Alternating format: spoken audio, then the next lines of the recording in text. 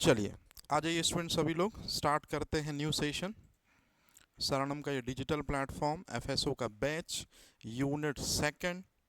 और सबसे इम्पॉर्टेंट चीज़, unit second में सेकंड लास्ट चैप्टर ये हम डील कर रहे हैं। स्टूडेंट बहुत बड़ा चैप्टर है, जैसे कि आप देख भी पा रहे होंगे स्क्रीन पर ठीक मेरे पीछे। ये कुछ आपको एप्पल दिख रहे हैं और ये कंटिन्यूअस रॉट हो रहे हैं और फाइनल में डिसइंटीग्रेट हो जाएंगे, स्पॉइल हो जाएंगे। मतलब इस पर्टिकुलर चैप्टर में हमको फूड मटेरियल की स्पॉइलेज पढ़नी है कि किस तरह से कोई खाद्य पदार्थ खराब होता है via microbial activity, via microbial या एंजाइमेटिक एक्टिविटी, वो सब हम देखेंगे। तो सबसे पहले आप इस चैप्टर को पहले तो समझ लो स्टूडेंट कि चैप्टर है कितना बड़ा और इसमें पढ़ना क्या है। स्टूडेंट चैप्टर सिर्फ और सिर्फ है इतना सा। अगर रियलिटी आप देखेंगे इस चैप्टर की तो क्या है चैप्टर में स्टूडेंट, कि विशिष्ट खाद्य समूह जो हैं ये खराब कैसे होते हैं, आपको इनके बारे में पढ़ना है। इतना सा चैप्टर है। मतलब शॉर्ट में हम इसको एक लाइन में बोल सकते हैं, फूड स्पॉइलेज, खाद्य खराब कैसे होते हैं। अब कौन कौन से खाद्य हैं जो खराब होते हैं वो पढ़ना है, तो ध्यान से सुनिएगा। सबसे पहली कैटेगरी है इसमें मिल्क एंड इट्स कंपाउंड, जैसे दूध हो गया, पनीर हो गया, छाछ हो गया, दही हो गया, मक्खन हो गया, ये कैसे खराब होते हैं। तो इस पे इसलिए इम्पॉर्टेंट हो जाएगा क्योंकि जो दूध खराब होता है वो बैक्टीरिया से भी होता है, वायरस से भी होता है। जनरली वायरस से नहीं होता, लेकिन एक स्पीसीज है जिसको आपको याद रखना होगा, प्रोटोजोआ, फंगस। मतलब इन माइक्रोब्स का भी रोल पढ़ना होगा कि कौन कौन सा माइक्रोब्स है जो दूध को या दूध से बने प्रोडक्ट को खराब करता है। तो इसी में टाइम लग जाना है स्टूडेंट। फिर इसके बाद मीट, पोल्ट्री। पोल्ट्री का मतलब यहाँ सीधी सी बात है स्टूडेंट, एग। और सबसे इंपॉर्टेंट चीज कि जो मैराइन ट्रेड का मेन सोर्स है फिश, वो कैसे दरअसल में, मतलब ये तीन चीजें हैं, मांस, अंडा और मछली। ये हमारा दूसरा सेगमेंट हो गया कि ये कैसे खराब होते हैं। अब मांस कौन से बैक्टीरिया से खराब होता है, कौन से वायरस से, कौन से प्रोटोजोआ से, कौन से फंगस से। एग किस बैक्टीरिया से, किस वायरस से, किस प्रोटोजोआ से, किस फंगस से। मछली किस बैक्टीरिया से, किस वायरस से, किस प्रोटोजोआ से, किस फंगस से। मतलब आप समझ रहे हैं स्टूडेंट, इसमें डाटा आपको बहुत ज़्यादा मिलना है और आपको याद भी रखना है उसको। और दो क्वेश्चन इधर से फिक्स है। तो चैप्टर थोड़ा सा लेंदी है, लेकिन मैं बहुत आराम से आपको प्रिपेयर कराते चलूँगा और रिमेंबर कराते चलूँगा दो दो तीन तीन बार उन माइक्रो ऑर्गेनिज्म के नेम बोल के, तो वो आप आराम से कर लोगे। तीसरी कैटेगरी है स्टूडेंट अनाज, दालें, तेल, ये कैसे खराब होते हैं। तो ये तीसरी कैटेगरी हो गई, अनाज, दालें, तेल। चौथी कैटेगरी है स्टूडेंट फल और सब्जियां कैसे खराब होती हैं, जैसे टमाटर कैसे खराब होते हैं, आलू कैसे खराब होते हैं। और सबसे लास्ट में है कैन्ड फूड आइटम्स, डिब्बा बंद उत्पाद जो हैं वो कैसे खराब होते हैं। मतलब टोटल आपको किन के बारे में पढ़ना है, अगर मैं ग्रुप में डिवाइड कर दूं तो दूध और दूध से बने प्रोडक्ट ये पहला हो गया, इनके बारे में। मांस, पोल्ट्री, मछली ये दूसरा सेगमेंट हो गया स्टूडेंट। अनाज, दालें और तेल ये तीसरा सेगमेंट हो गया स्टूडेंट्स। फल और सब्जियां ये चौथा सेगमेंट हो गया स्टूडेंट। और कैनेड फूड, डिब्बा बंद पदार्थ कैसे खराब होते हैं, ये हो गया नेक्स्ट सेगमेंट। खुद देख लीजिए कितनी चीजें पढ़नी है, 5 व्यू पढ़ने हैं। ठीक है, तो चलिए शुरुआत करते हैं बिना देरी किए हुए, ज़्यादा मैं आपको परेशान नहीं करता। सबसे पहला यहीं से कहानी शुरू करते हैं कि खाद्य पदार्थ खराब क्यों होते हैं। अच्छा, खाद्य पदार्थ कौन से होते हैं, जो कंज्यूम किए जाते हैं न्यूट्रिशन प्रोसेस के जरिए, मतलब भोजन।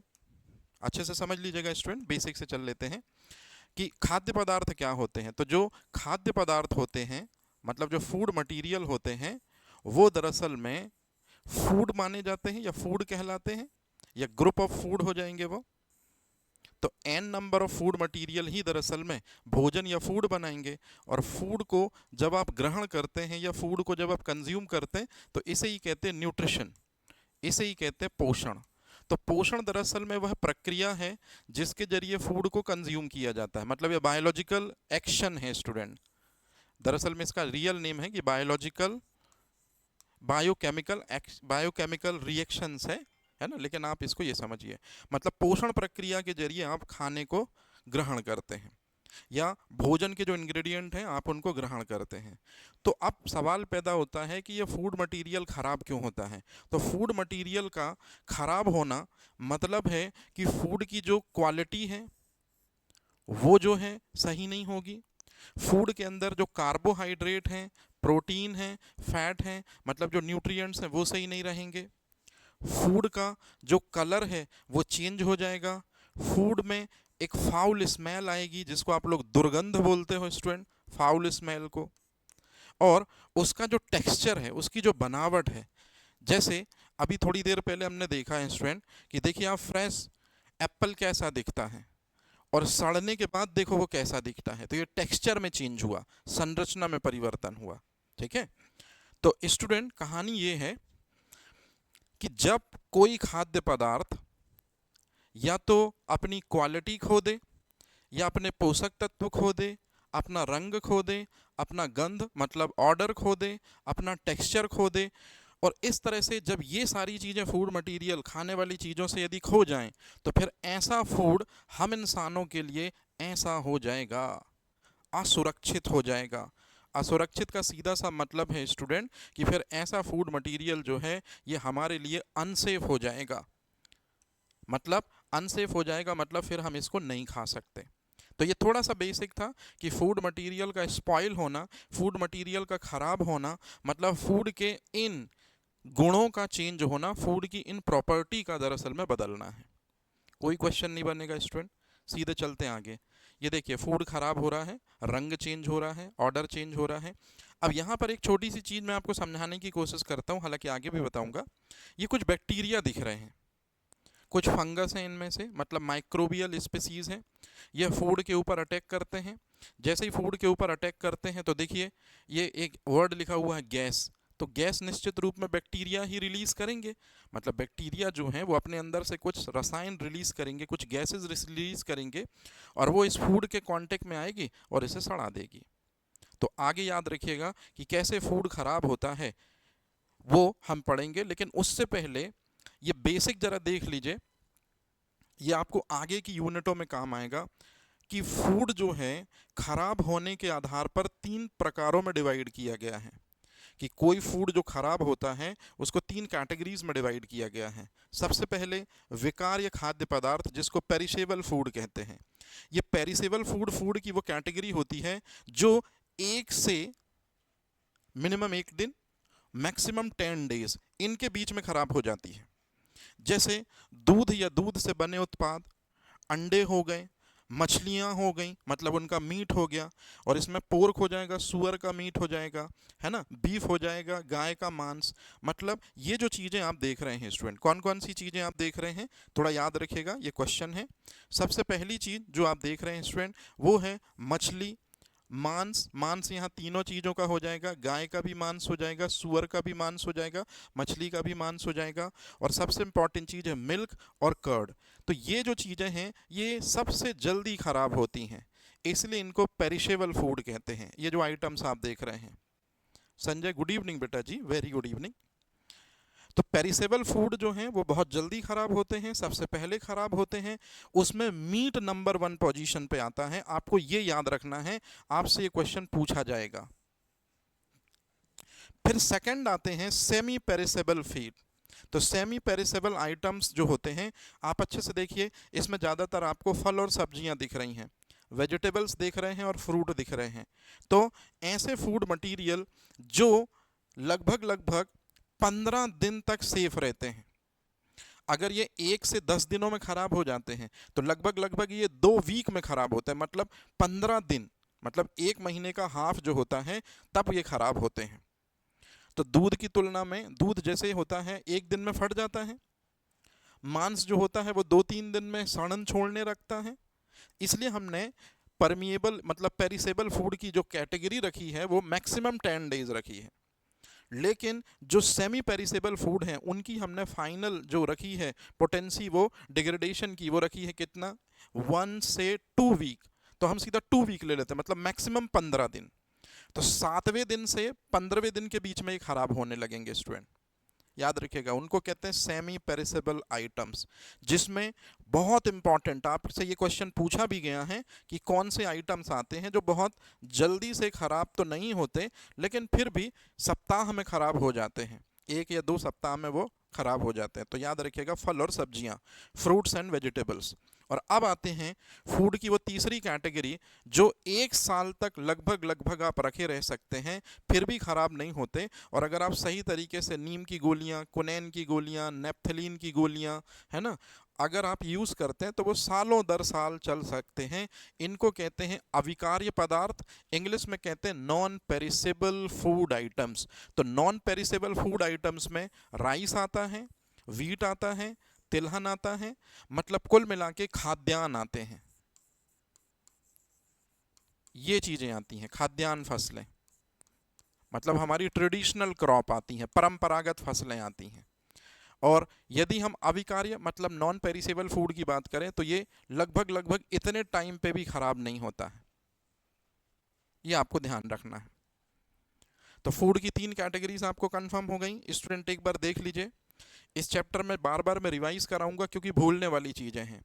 वहां दिन है 1 से 10 दिन, यहाँ 1 से 2 वीक हैं मतलब मैक्सिमम 15 दिन, यहाँ दूध और मांस है, यहाँ फल और सब्जियां हैं, और यहाँ है स्टूडेंट अनाज। ध्यान रखिएगा। अब ये मैंने आपको क्यों पढ़ाए आप खुद ही देख लीजिए, स्टूडेंट में इस चीज का बराबर ध्यान रख रहा हूं। देखिए दूध कैसे खराब होता है ये दिया है उन्होंने सिलेबस में, तो सबसे पहले आपको पता होना चाहिए कि दूध किस तरह का खाद्य पदार्थ है खराब होने के आधार पर। फिर मांस कैसा खाद्य पदार्थ है ये भी पता होना चाहिए आपको। फिर फल और सब्जियां कैसे खाद्य पदार्थ हैं ये भी पता होना चाहिए आपको। अनाज कैसा खाद्य पदार्थ है, दालें कैसा खाद्य पदार्थ हैं, और वो तेल लिखा है मतलब तिलहन वो भी कैसा खाद्य पदार्थ है। मतलब आप समझ रहे हैं सिलेबस के अकॉर्डिंग ही चल रहे हैं। स्टूडेंट आप लोग बहुत अच्छे तरीके से जो नोट्स दिए जाएंगे अभी और जो पढ़ाया गया है उनको मल्टीपल टाइम रिवीजन कर लेना पहले। जैसे जैसे हम आगे बढ़ेंगे, जैसे मैं मैरिज के जस्ट बाद मैं अभी लौट के आऊँगा है ना फैमिली प्रोग्राम के बाद, तो आप देखोगे कि हम माहौल ही बदल देंगे एफएसओ का। मतलब आप लोग के लिए बहुत आसान हो जाएंगी क्योंकि मैंने आपको बेसिक सिखा दिया। अब इसके बाद फिर मैं स्टैंडर्ड पे आ जाऊंगा तो आप लोग को सबसे आसानी होगी क्योंकि आपने क्लासरूम प्रोजेक्ट ले लिया है। फिर वहां सीधे सीधे मैं, आप देखना खुद ही, आप देखना आपको क्लियर होंगी चीजें। चलो चलते हैं आगे। अब यहां से शुरू करते हैं स्टूडेंट स्टोरी। कोई भी फूड आइटम्स खराब कैसे होता है, कोई भी खाद्य पदार्थ कैसे खराब होता है। तो एक मैं यहाँ इमेज बता रहा हूँ, थोड़ा सा समझने की कोशिश कीजिएगा। चूंकि खाद्य पदार्थ जो खराब होते हैं वो या तो बैक्टीरिया की वजह से होते हैं, या तो वायरस की वजह से होते हैं, या तो प्रोटोजोआ की वजह से होते हैं, या तो फंगस की वजह से होते हैं। मेनली ये 4 माइक्रोबियल स्पीसीज हैं, ये 4 सूक्ष्म जीव हैं जो खाद्य पदार्थों को खराब करती हैं। इसी को हम एक वर्ड में लिखते हैं स्टूडेंट, सूक्ष्म जैविक गतिविधि। इंग्लिश में इसी के लिए हम वर्ड यूज करते हैं microbial activity. English medium aspirant ध्यान रखना, मैं वर्ड बोल देता हूँ लेकिन चूंकि हिंदी ऑडियंस ज़्यादा है इसी वजह से मैं उन वर्डों को कॉपी कर देता हूँ, लेकिन डिलीवर करता हूँ तो उसको ध्यान रखिएगा है ना वर्डिंग को। लेकिन अगर कभी कोई चीज़ ना समझ में आए दिलेरी से मैसेज कर दिया कीजिए। हाँ, अब दूसरी स्टोरी, जो फूड मटेरियल खराब होते हैं पहली वजह तो है माइक्रोबियल स्पीसीज, लेकिन दूसरी सबसे इंपॉर्टेंट वजह जो पहली वजह से ही बनती है कि ये जो माइक्रोब्स हैं ये अपने अंदर से एंजाइम निकालते हैं, ये अपने अंदर से कुछ रसायन निकालते हैं, ये अपने अंदर से कुछ ऐसे केमिकल्स निकालते हैं, ऐसी गैसेस निकालते हैं, ऐसे कार्बोहाइड्रेट प्रोटीन जैसी चीज़ें निकालते हैं जो एंजाइम होती हैं ज़्यादातर नंबर ऑफ केस में। माइक्रोब्स ज़्यादातर क्या निकालते हैं स्टूडेंट, ये जितने भी माइक्रोब्स हैं, ये जितने भी पैथोजन हैं, हालांकि पैथोजन डिसीज कॉजिंग एजेंट होते हैं, ये जितने भी माइक्रोब्स हैं या माइक्रोबियल स्पीसीज हैं ये सब अपने अंदर से एंजाइम निकालते हैं। और जितने भी एंजाइम होते हैं वो सारे कार्बन, हाइड्रोजन, ऑक्सीजन जैसे मल्टीपल एलिमेंट से मिलकर बने होते हैं। तो एंजाइमेटिक और केमिकल एक्टिविटी के कारण, मतलब प्रीलिम्स का फैक्ट है स्टूडेंट, मतलब प्रीलिम्स मतलब एफएसओ का क्वेश्चन है, खाद्य पदार्थ खराब क्यों होते हैं? आंसर है सूक्ष्म जीव एवं एंजाइम उत्सर्जन प्रक्रिया की वजह से, मतलब microbial species and excreting the enzymatic substituents या सब्सटेंस ज़्यादा बेहतर वर्ड है, याद रहेगा ये चीज़, तो इसको ध्यान रखना है आपको। तो क्यों खराब होते हैं ये पता चल गया कि जीवाणुओं के द्वारा या वायरस के द्वारा और उनके अंदर से निकलने वाले एंजाइम के द्वारा, जो डिफरेंट डिफरेंट केमिकल से बने होते हैं। अब आप इस इमेज को देखो स्टूडेंट, यहाँ एफएसओ के 2 क्वेश्चन है और एक इंटरव्यू का क्वेश्चन है। ज्यादातर केसेस में बैक्टीरिया आपको दूध, दही मतलब मिल्क प्रोडक्ट को खराब करता मिलेगा, अगर हम सच्चाई देखें तो। क्यों? याद रखिएगा, बैक्टीरिया उन पे अटैक करता है, या बैक्टीरिया की फेवरेट चीज वो चीज है जो लो एसिड फूड कहलाते हैं। ये एफएसओ का क्वेश्चन है, what is low acid food. अगर आपको मिल्क का पीएच पता हो तो आपका काम बहुत आसान हो जाएगा स्टूडेंट। बताइए कोई मुझे, मिल्क का पीएच कितना है? तो मिल्क का पीएच है 6.4, मतलब स्लाइटली एसिडिक इन नेचर, हल्का अम्लीय होता है। तो ये बात अब आप हमेशा अपनी लाइफ में याद रखेंगे कि बैक्टीरिया, अगर आपसे कभी पूछा जाए, जैसे इंटरव्यू में पूछेंगे वो, और ये चीज़ एफएसओ में आ भी चुकी है कि बैक्टीरिया किस फूड आइटम्स को सबसे ज़्यादा रॉट करते हैं, बैक्टीरिया किस खाद्य पदार्थ को सबसे ज़्यादा समाप्त करते हैं, डिग्रेड करते हैं, स्पॉइल करते हैं। आंसर है लो एसिडिक फूड, जैसे दूध, क्योंकि दूध का पीएच कितना, 6.4, स्लाइटली एसिडिक होता है, और ब्लड का पीएच है 7.4, वो स्लाइटली बेसिक होता है। मतलब दूध हल्का अम्लीय है और ब्लड हल्का क्षारीय है। तो थोड़ा ध्यान रखिएगा कि हमेशा जीवाणु हल्के अम्लीय पदार्थों को स्पॉइल करते हैं। अब चलते हैं आगे। जो मोल्ड होता है, मोल्ड का मतलब होता है group of fungus, group of fungus. तो बहुत सारे जो कवक होते हैं उनका ग्रुप मोल्ड कहलाता है। तो ग्रुप ऑफ फंगस, जिसको हम कहते हैं मोल्ड, अच्छे से देख लीजिए, वो किसको खराब करता है स्टूडेंट? टमाटर को। टमाटर में कौन सी चीज पाई जाती है? Oxalic acid. मतलब अब आप वर्ड देखो, हाई एसिड फूड। तो हाई एसिड फूड को रॉट कौन कर रहा है? ग्रुप ऑफ फंगस, मतलब मोल्ड। एफएसओ का क्वेश्चन नंबर 2 याद रहेगा। ये लो एसिडिक फूड को खराब करता है bacteria, mould high acid food को खराब करता है, मतलब एक दूसरे के अपोनेंट हैं स्टूडेंट ये दोनों। अब चलते हैं आगे। ये फंगी जो है, कवक जो है, वो किन को खराब करता है? तो कवक की हर कैटेगरी है, मीट को भी खराब कर देता है, कवक दालों को भी खराब कर देता है, कवक एसिडिक सब्सटेंस को भी, बेसिक सब्सटेंस को भी। मतलब कवक के बारे में स्पेसिफिक कुछ चीज नहीं है स्टूडेंट, इसलिए इसको छोड़ दो आप। और यहां रहा बात यीस्ट की, ये वही यीस्ट है सैक्रोमाइसिस सेरेविएसी, जिससे शराब बनता है, ब्रेड बनता है, जिसको बेकर्स यीस्ट और ब्रूअर्स यीस्ट कहते हैं, है ना। तो ये जो यीस्ट होता है, मतलब यूनिसेलुलर फंगस जो होता है, एक कोशिकी जो कवक होता है, ये high sugar and high acid food को दरअसल में ये खराब करता है। जैसे थोड़ा सा दिमाग लगाइए स्टूडेंट, अनाज सड़ाता है यीस्ट, जब हम ब्रेड बनाते हैं तो ब्रेड बनाने में आटा ही तो सड़ाता है यीस्ट। तो जरा बताइए आटा क्या है? तो आटा जो है उसमें हाई शुगर है, क्योंकि आटे में क्या है, बहुत सारे glucose glucose glucose starchy molecules हैं। लेकिन आटा जब आपने बनाया तो वो ब्रेक हो गए हैं ग्लूकोज ग्लूकोज में, मतलब हाई शुगर है।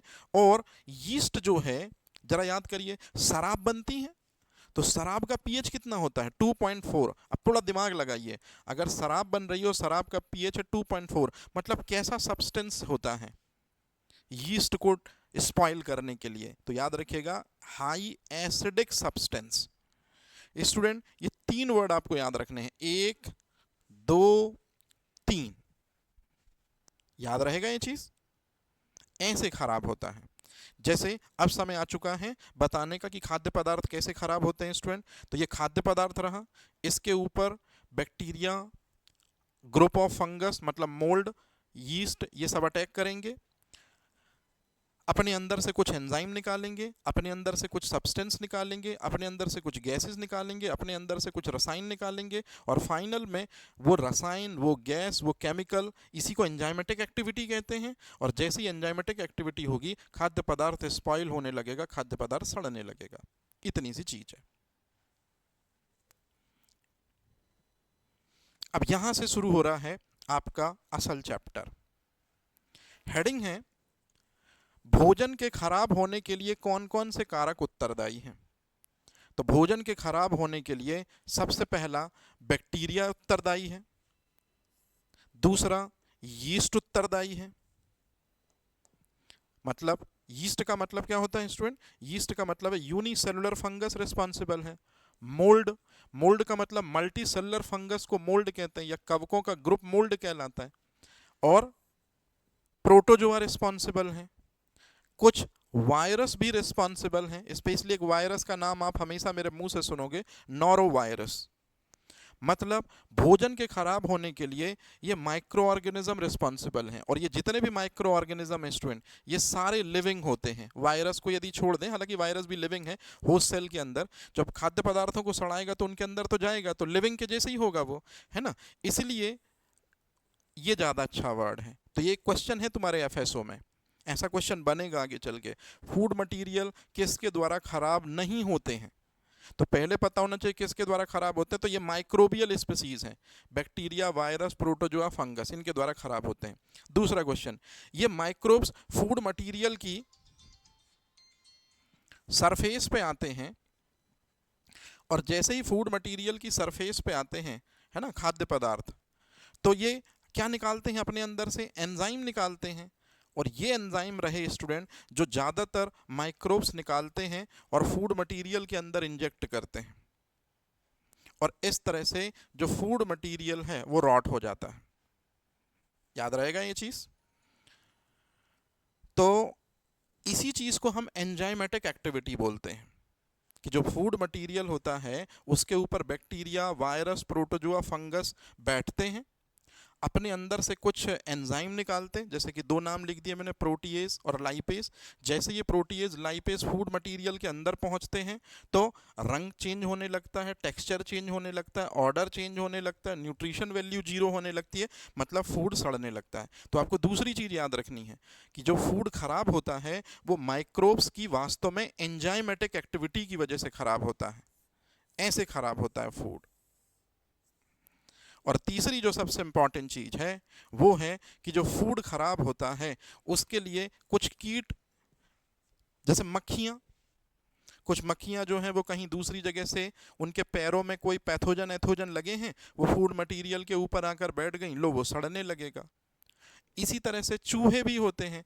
चूहे के मैंने बताया था नाखून और चूहे के दांतों में एक बैक्टीरिया होता पास्चुरेला पेस्टिस, और ये पास्चुरेला पेस्टिस बैक्टीरिया जब चूहा किसी चीज़ को काटता है या कुतरता है तो उस फूड मटेरियल में आ जाता है ये बैक्टीरिया, और जब आप उस तरह की खाद्य सामग्री को खा लेते हो तो आपको फूड पॉइजनिंग हो जाती है। लेकिन मान लो किसी रोटी के टुकड़े को बाइट किया है चूहे ने, तो पास्चुरेला पेस्टिस बैक्टीरिया रोटी के अंदर जाएंगे और सड़न पैदा करेंगे। तो ये तीसरी चीज हो गई कि कुछ इंसेक्टा मतलब कीट और कुछ जो रैट हैं वो भी फूड को कंटामिनेट करते हैं, फूड को दूषित करते हैं। तो ये रहे स्टूडेंट सबसे पहला, सारे सजीव हैं, सूक्ष्म जीव सजीव हैं, उनके अंदर से निकलने वाला एंजाइम भी सजीव है। और तीसरी सबसे इंपॉर्टेंट चीज कि कीट और रैट भी सजीव है, मतलब भोजन सड़ता है सजीवों के द्वारा। उसी को थोड़ा स्टैंडर्ड वर्ड लिख दिया है, बायोलॉजिकल फैक्टर्स के थ्रू। पहली चीज क्लियर, चलते हैं दूसरी चीज पे। दूसरा है फूड सड़ने का जो मेन रीजन है वो सूक्ष्म जीव ही है, बायोलॉजिकल फैक्टर।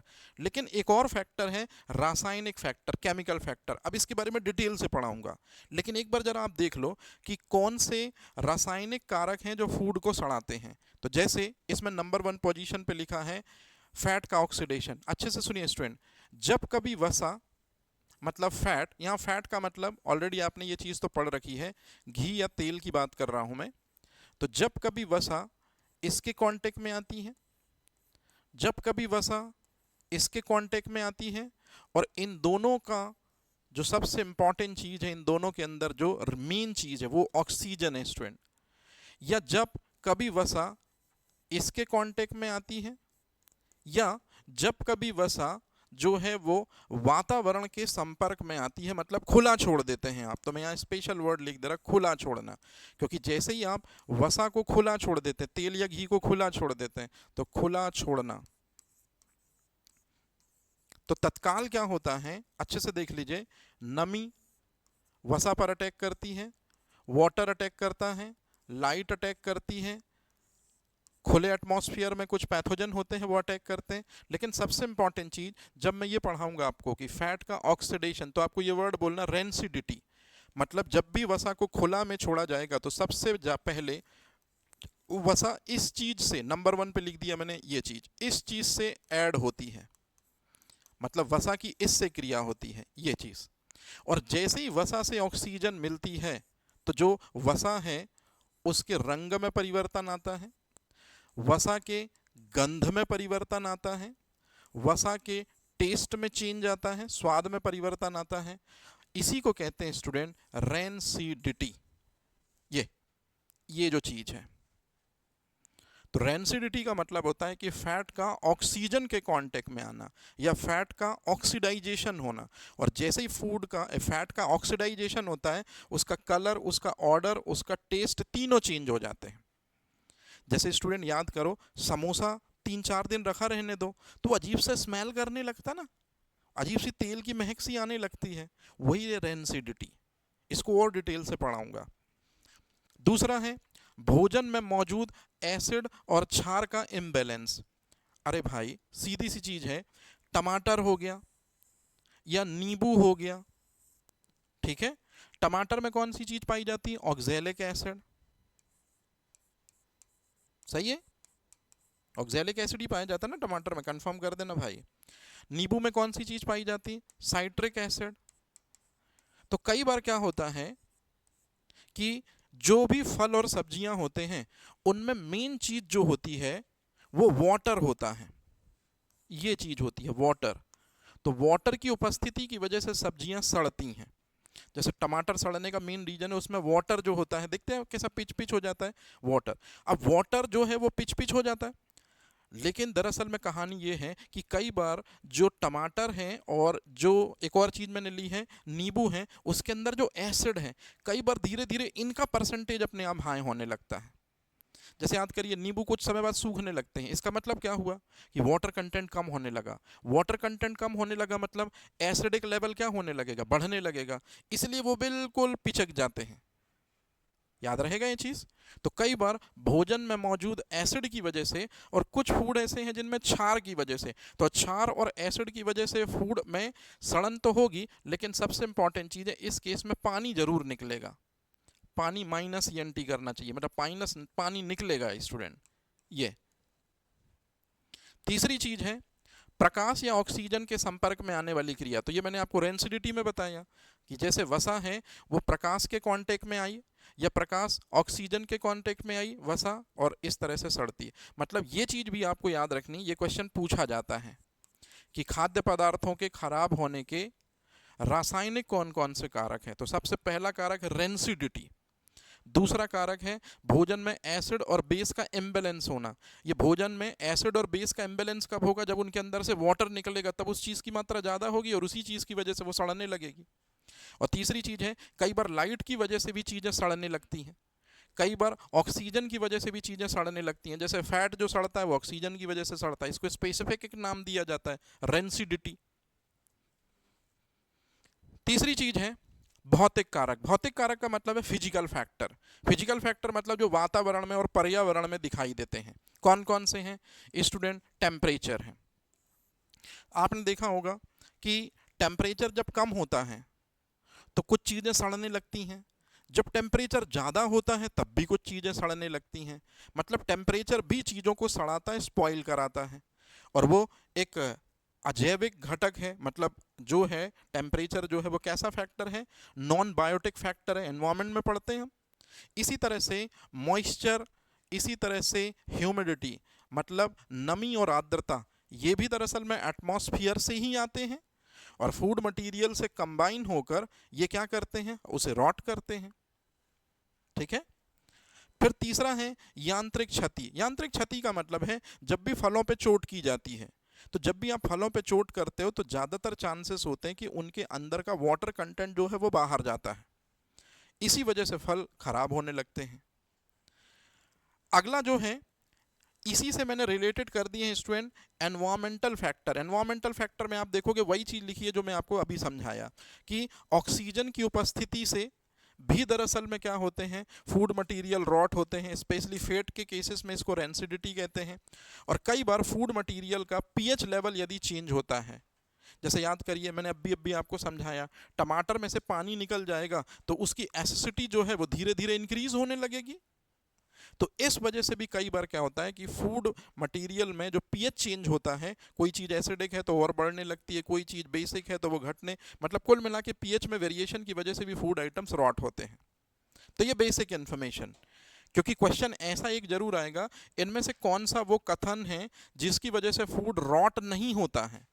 तो रॉट नहीं होता तो देख लो पहले तो ये सारे फैक्टर जो मैंने आपको गिनवाए कि इन इन वजह से खाद्य पदार्थ या फूड मटेरियल जो होते हैं वो सड़ते हैं या रॉट होते हैं। अब चूंकि ये वाला जो फैक्टर है ना, केमिकल फैक्टर, इससे एफएसओ में क्वेश्चन आए हैं, तो मैं कुछ कुछ चीजें जो है वो आपको स्पेसिफिक बताता चल रहा हूं, आप उसको थोड़ा ध्यान रखते चलना। आरती नमस्ते बेटा जी, लेट ज्वाइन किया, ठीक है, लेक्चर रिकॉर्डेड रहेगा, देख जरूर लेना, क्योंकि स्टार्टिंग में मैंने बेसिक वाली बातें करी हैं, ठीक है।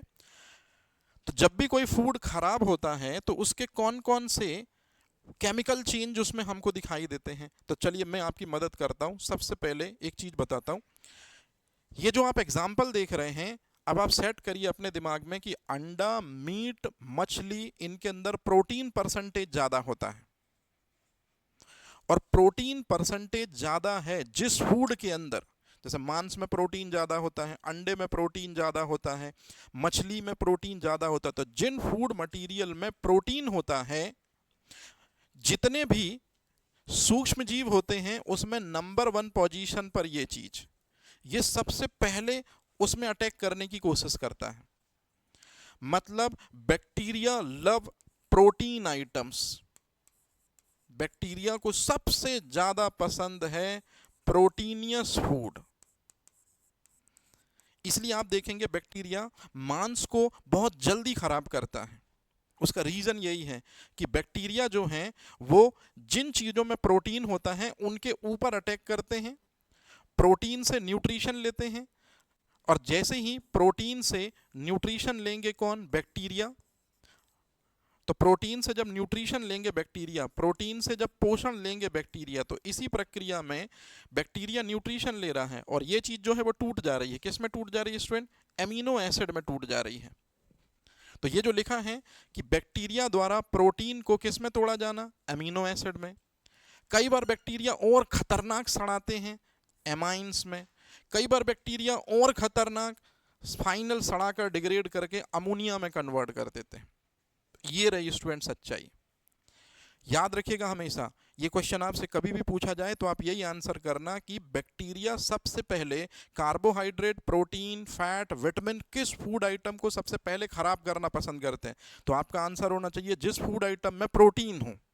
और प्रोटीन सबसे ज्यादा किस में पाई जाती है, मांस में। प्रोटीन सबसे ज्यादा किस में पाई जाती है, अंडे में। प्रोटीन सबसे ज्यादा किस में पाई जाती है स्टूडेंट, मांस हो गया, अंडा हो गया और मछली में, क्योंकि मछली भी एक तरह का मांस ही है, उसको मांस ही के पर्पस पे लेते हैं। तो ये आप ध्यान रखेंगे। तो आपसे कभी भी क्वेश्चन पूछा जाए कि प्रोटीन का अपघटन कौन सा सूक्ष्म जीव कराता है और उसे सड़ाता है, आंसर है बैक्टीरिया। और ये रहे प्रोटीन के सोर्स कि मांस, मछली और पनीर, ये तीनों प्रोटीन के सोर्स हैं। बैक्टीरिया सबसे ज्यादा इनको रॉट कराता है। अब कौन सा बैक्टीरिया रॉट कराता है वो आगे देखेंगे। दूसरी चीज, ये मैंने आपको अभी समझाया, रेंसिडिटी क्या कहलाती है स्टूडेंट। तो रेंसिडिटी का मतलब होता है कि जब कभी वसा इस चीज के कांटेक्ट में आए, पानी के कांटेक्ट में आए, तो पानी के कांटेक्ट में आएगी, मतलब मुद्दे की चीज कौन सी है स्टूडेंट, पानी में ऑक्सीजन। तो 3 चीजों में चेंज होगा।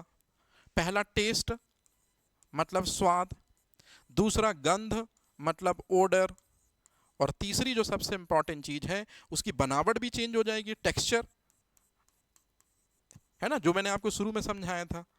अच्छा, तो ये भी रेंसिडिटी कहलाएगा, मतलब वसा का जल अपघटन। याद रखिएगा स्टूडेंट, ये वर्ड लिखा है ना जल अपघटन, तो वसा का जल अपघटन रेंसिडिटी कहलाता है, लिपिड ऑक्सीडेशन रेंसिडिटी कहलाता है। ये मैंने आपको सिखाया।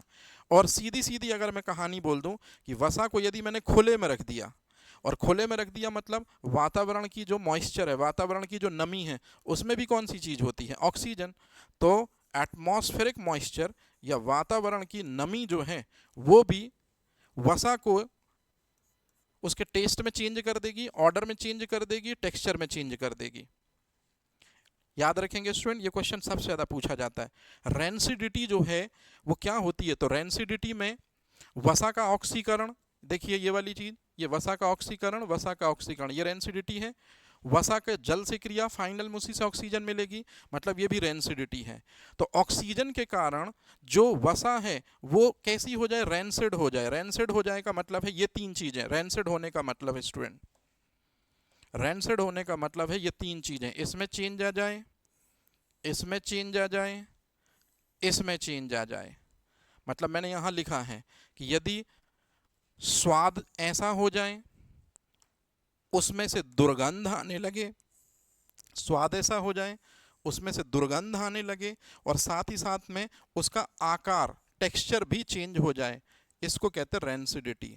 मतलब रेंसिडिटी का मतलब होता है स्टूडेंट, वसा ऑक्सीजन के संपर्क में आने पर अपना जो है स्वाद यदि चेंज कर दे, उससे दुर्गंध आने लगे, गंध जो है वो कैसी हो जाए, दुर्गंध आने लगे, फाउल स्मेल आने लगे, और सबसे लास्ट में टेक्सचर चेंज हो जाए, मतलब उसका आकार बदल जाए, इसी को कहते हैं रेंसिडिटी। ये सबसे ज़्यादा पूछा जाता है इस चैप्टर में, इसलिए मैंने बच्चों जैसे एक बार सिखा दिया, याद रखिएगा।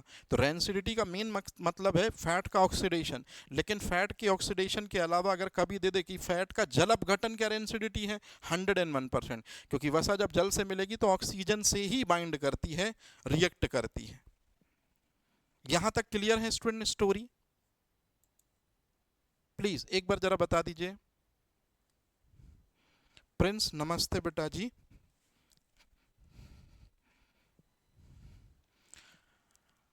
अब इसके बाद फूड मटेरियल कैसे खराब होता है, तो देखा हमने कि प्रोटीन जो होता है, प्रोटीन उस पर सबसे पहले अटैक करता है बैक्टीरिया और उसको खराब कर देता है। अब बात करते हैं कार्बोहाइड्रेट की। कार्बोहाइड्रेट को कौन खराब करता है? तो कार्बोहाइड्रेट फूड को दो लोग खराब करते हैं स्टूडेंट। सबसे पहला बैक्टीरिया खराब करते हैं, और दूसरे नंबर पे यीस्ट खराब करता है। अब आपको जिंदगी भर यीस्ट याद रखना है स्टूडेंट। कैसे? जब आप ब्रेड को सड़ा के ही तो बनाते हो, तो ब्रेड को सड़ाते हो तो जल्दी से बताओ आप क्या लेते हो, आटा लेते हो, मतलब फ्लार लेते हो। और उस आटे को जब आप सड़ाते हो तो जल्दी से बताओ वो सैक्रोमाइसिस सेरेविएसी, मतलब यही चीज तो आ जाता है, यीस्ट, यूनिसेलुलर फंगस, है ना। और यही यीस्ट जो है वो आटे को, आटे का मतलब क्या होता है स्टूडेंट, ग्लूकोज को सड़ाता है और किस में कन्वर्ट कर देता है, एथिल अल्कोहल में। और साथ ही साथ में कौन सी गैस बनती है, CO2। और इसी प्रक्रिया को हम क्या बोलते हैं स्टूडेंट, जिस प्रोसेस में ऑक्सीजन यूज नहीं होती और सैक्रोमाइसिस सेरेविएसी फिर ग्लूकोज को एथिल अल्कोहल में कन्वर्ट करता है, इसी को हम फर्मेंटेशन बोलते हैं। तो ये देखिए सीधे सीधे लिख दिया है, खाद्य पदार्थ खराब होते हैं कार्बोहाइड्रेट के फर्मेंटेशन की वजह से। क्योंकि फर्मेंटेशन का मतलब ही होता है सूक्ष्म जीव का आ जाना, और सूक्ष्म जीव जब भी आएंगे तो ये चीज खराब होगी ही होगी। अब यहाँ कुछ बच्चों वाली चीजें लिखी हैं। यदि आपने फर्मेंटेशन बहुत अच्छे से पढ़ा है तो एक चीज अगर आपके दिमाग में सेट हो गई कि फर्मेंटेशन की वजह से कुछ वैल्यूएबल प्रोडक्ट्स भी बनते हैं और फर्मेंटेशन की वजह से कुछ चीजें खराब भी होती हैं। तो अब मुझे सवाल का आंसर बताइए जरा कि यीस्ट और बैक्टीरिया जब शर्करा को इसमें बदलते हैं, इसमें बदलते हैं, और इसमें बदलें चाहे इसमें बदलें, ये कंपलसरी निकलती ही है, दोनों में निकलती है। फर्मेंटेशन का रूल ही होता है कि फर्मेंटेशन प्रोसेस में ऑक्सीजन नहीं यूज होती है, लेकिन फर्मेंटेशन प्रोसेस में जो चीज हमेशा निकलती है, जो चीज हमेशा मिलेगी मिलेगी, वो CO2 होती है। और ये इंटरव्यू का क्वेश्चन रहा,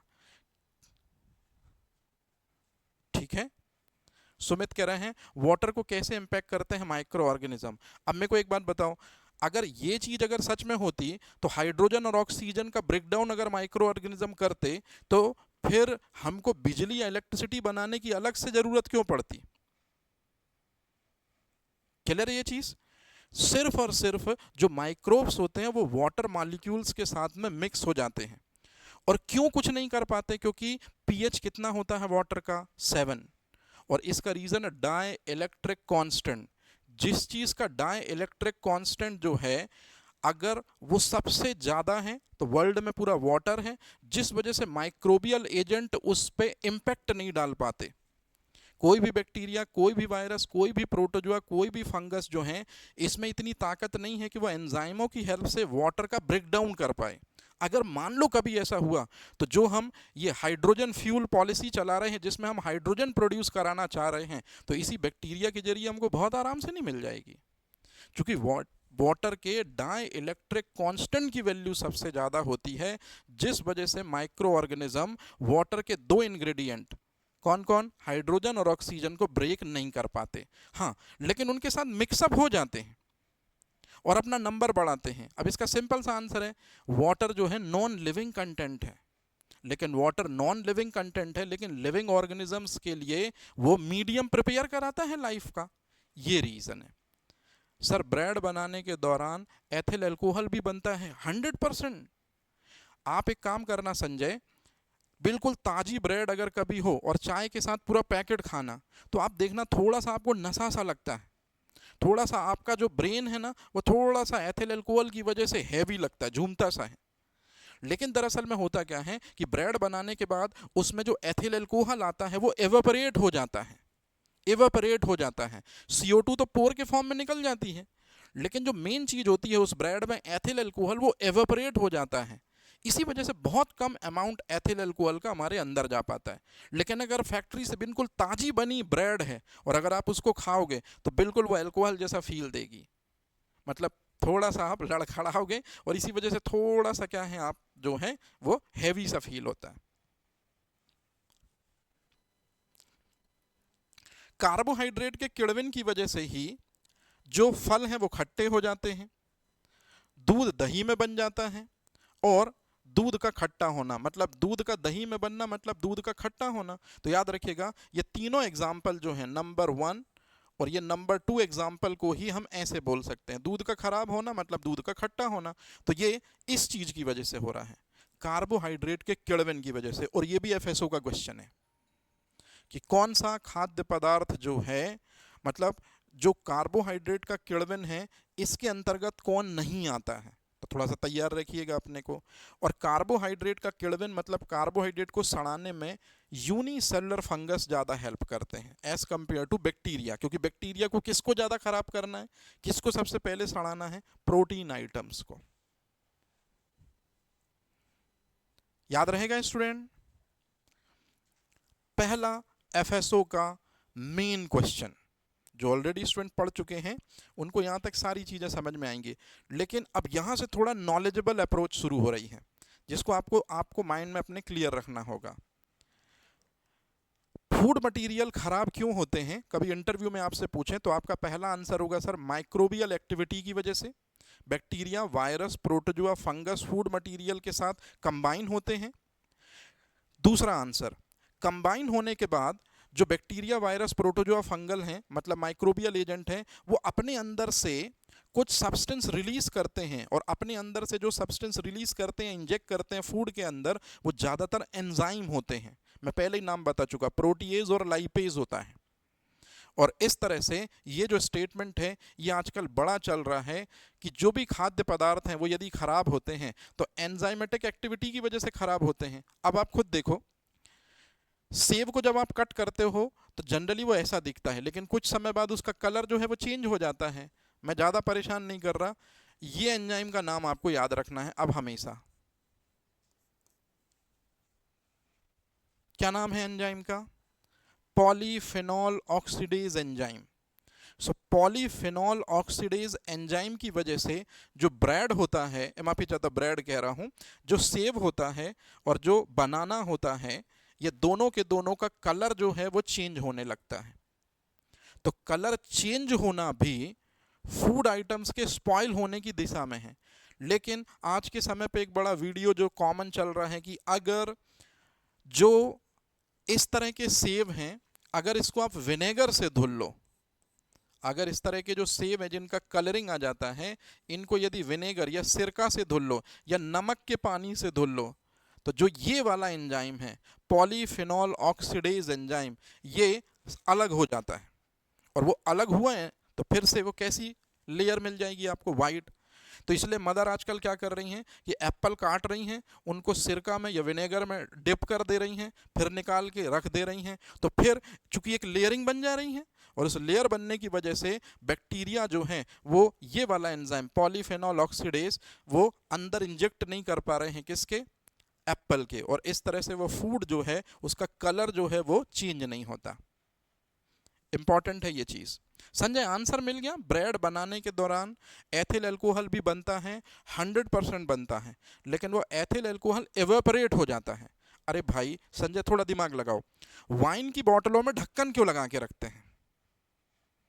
दरअसल में शराब क्या है, पानी में घुला नशा तो शराब है, मतलब पानी में जो नशा घुला है, मतलब एथिल अल्कोहल जो घुला है वही तो शराब है। अब बताओ स्टॉपर क्यों लगा के रखते हैं? अगर स्टॉपर निकाल देंगे तो एथिल अल्कोहल क्या हो जाएगा, एवापोरेट हो जाएगा, कहानी ही खत्म हो जाए, फिर वो तो पानी हो गया।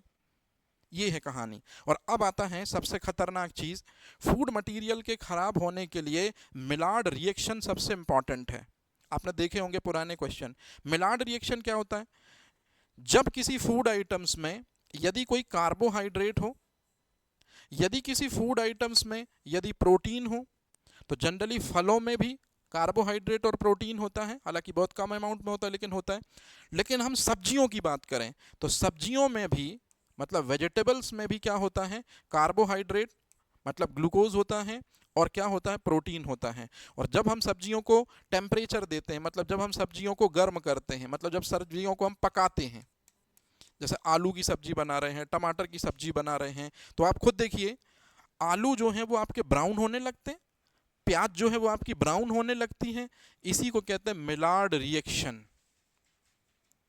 और अगर आप जरूरत से ज्यादा टेम्परेचर दे दो तो फिर वो क्या होने लगते हैं, उनका कलर चेंज होने लगा, ऑर्डर भी चेंज होने लगता है, जलने लगता है तो महक आती है ना, और सबसे इंपॉर्टेंट चीज टेक्सचर भी चेंज होने लगता है, उनका साइज एंड शेप भी चेंज होने लगता है।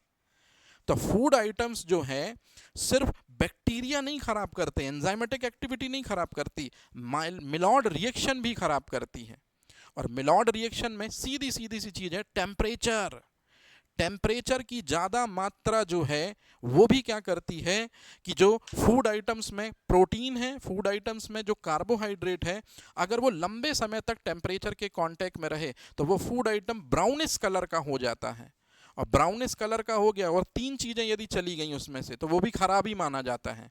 मतलब हमारे दिमाग में ये चीज़ सेट हो जानी चाहिए कि माइक्रोबियल एक्टिविटी की वजह से फूड आइटम्स खराब होता है, एंजाइमेटिक एक्टिविटी की वजह से उन्हीं की खराब होता है, लेकिन टेम्परेचर की वजह से भी फूड आइटम्स खराब होता है, और मिलार्ड रिएक्शन इसका सबसे बेस्ट एग्जांपल है।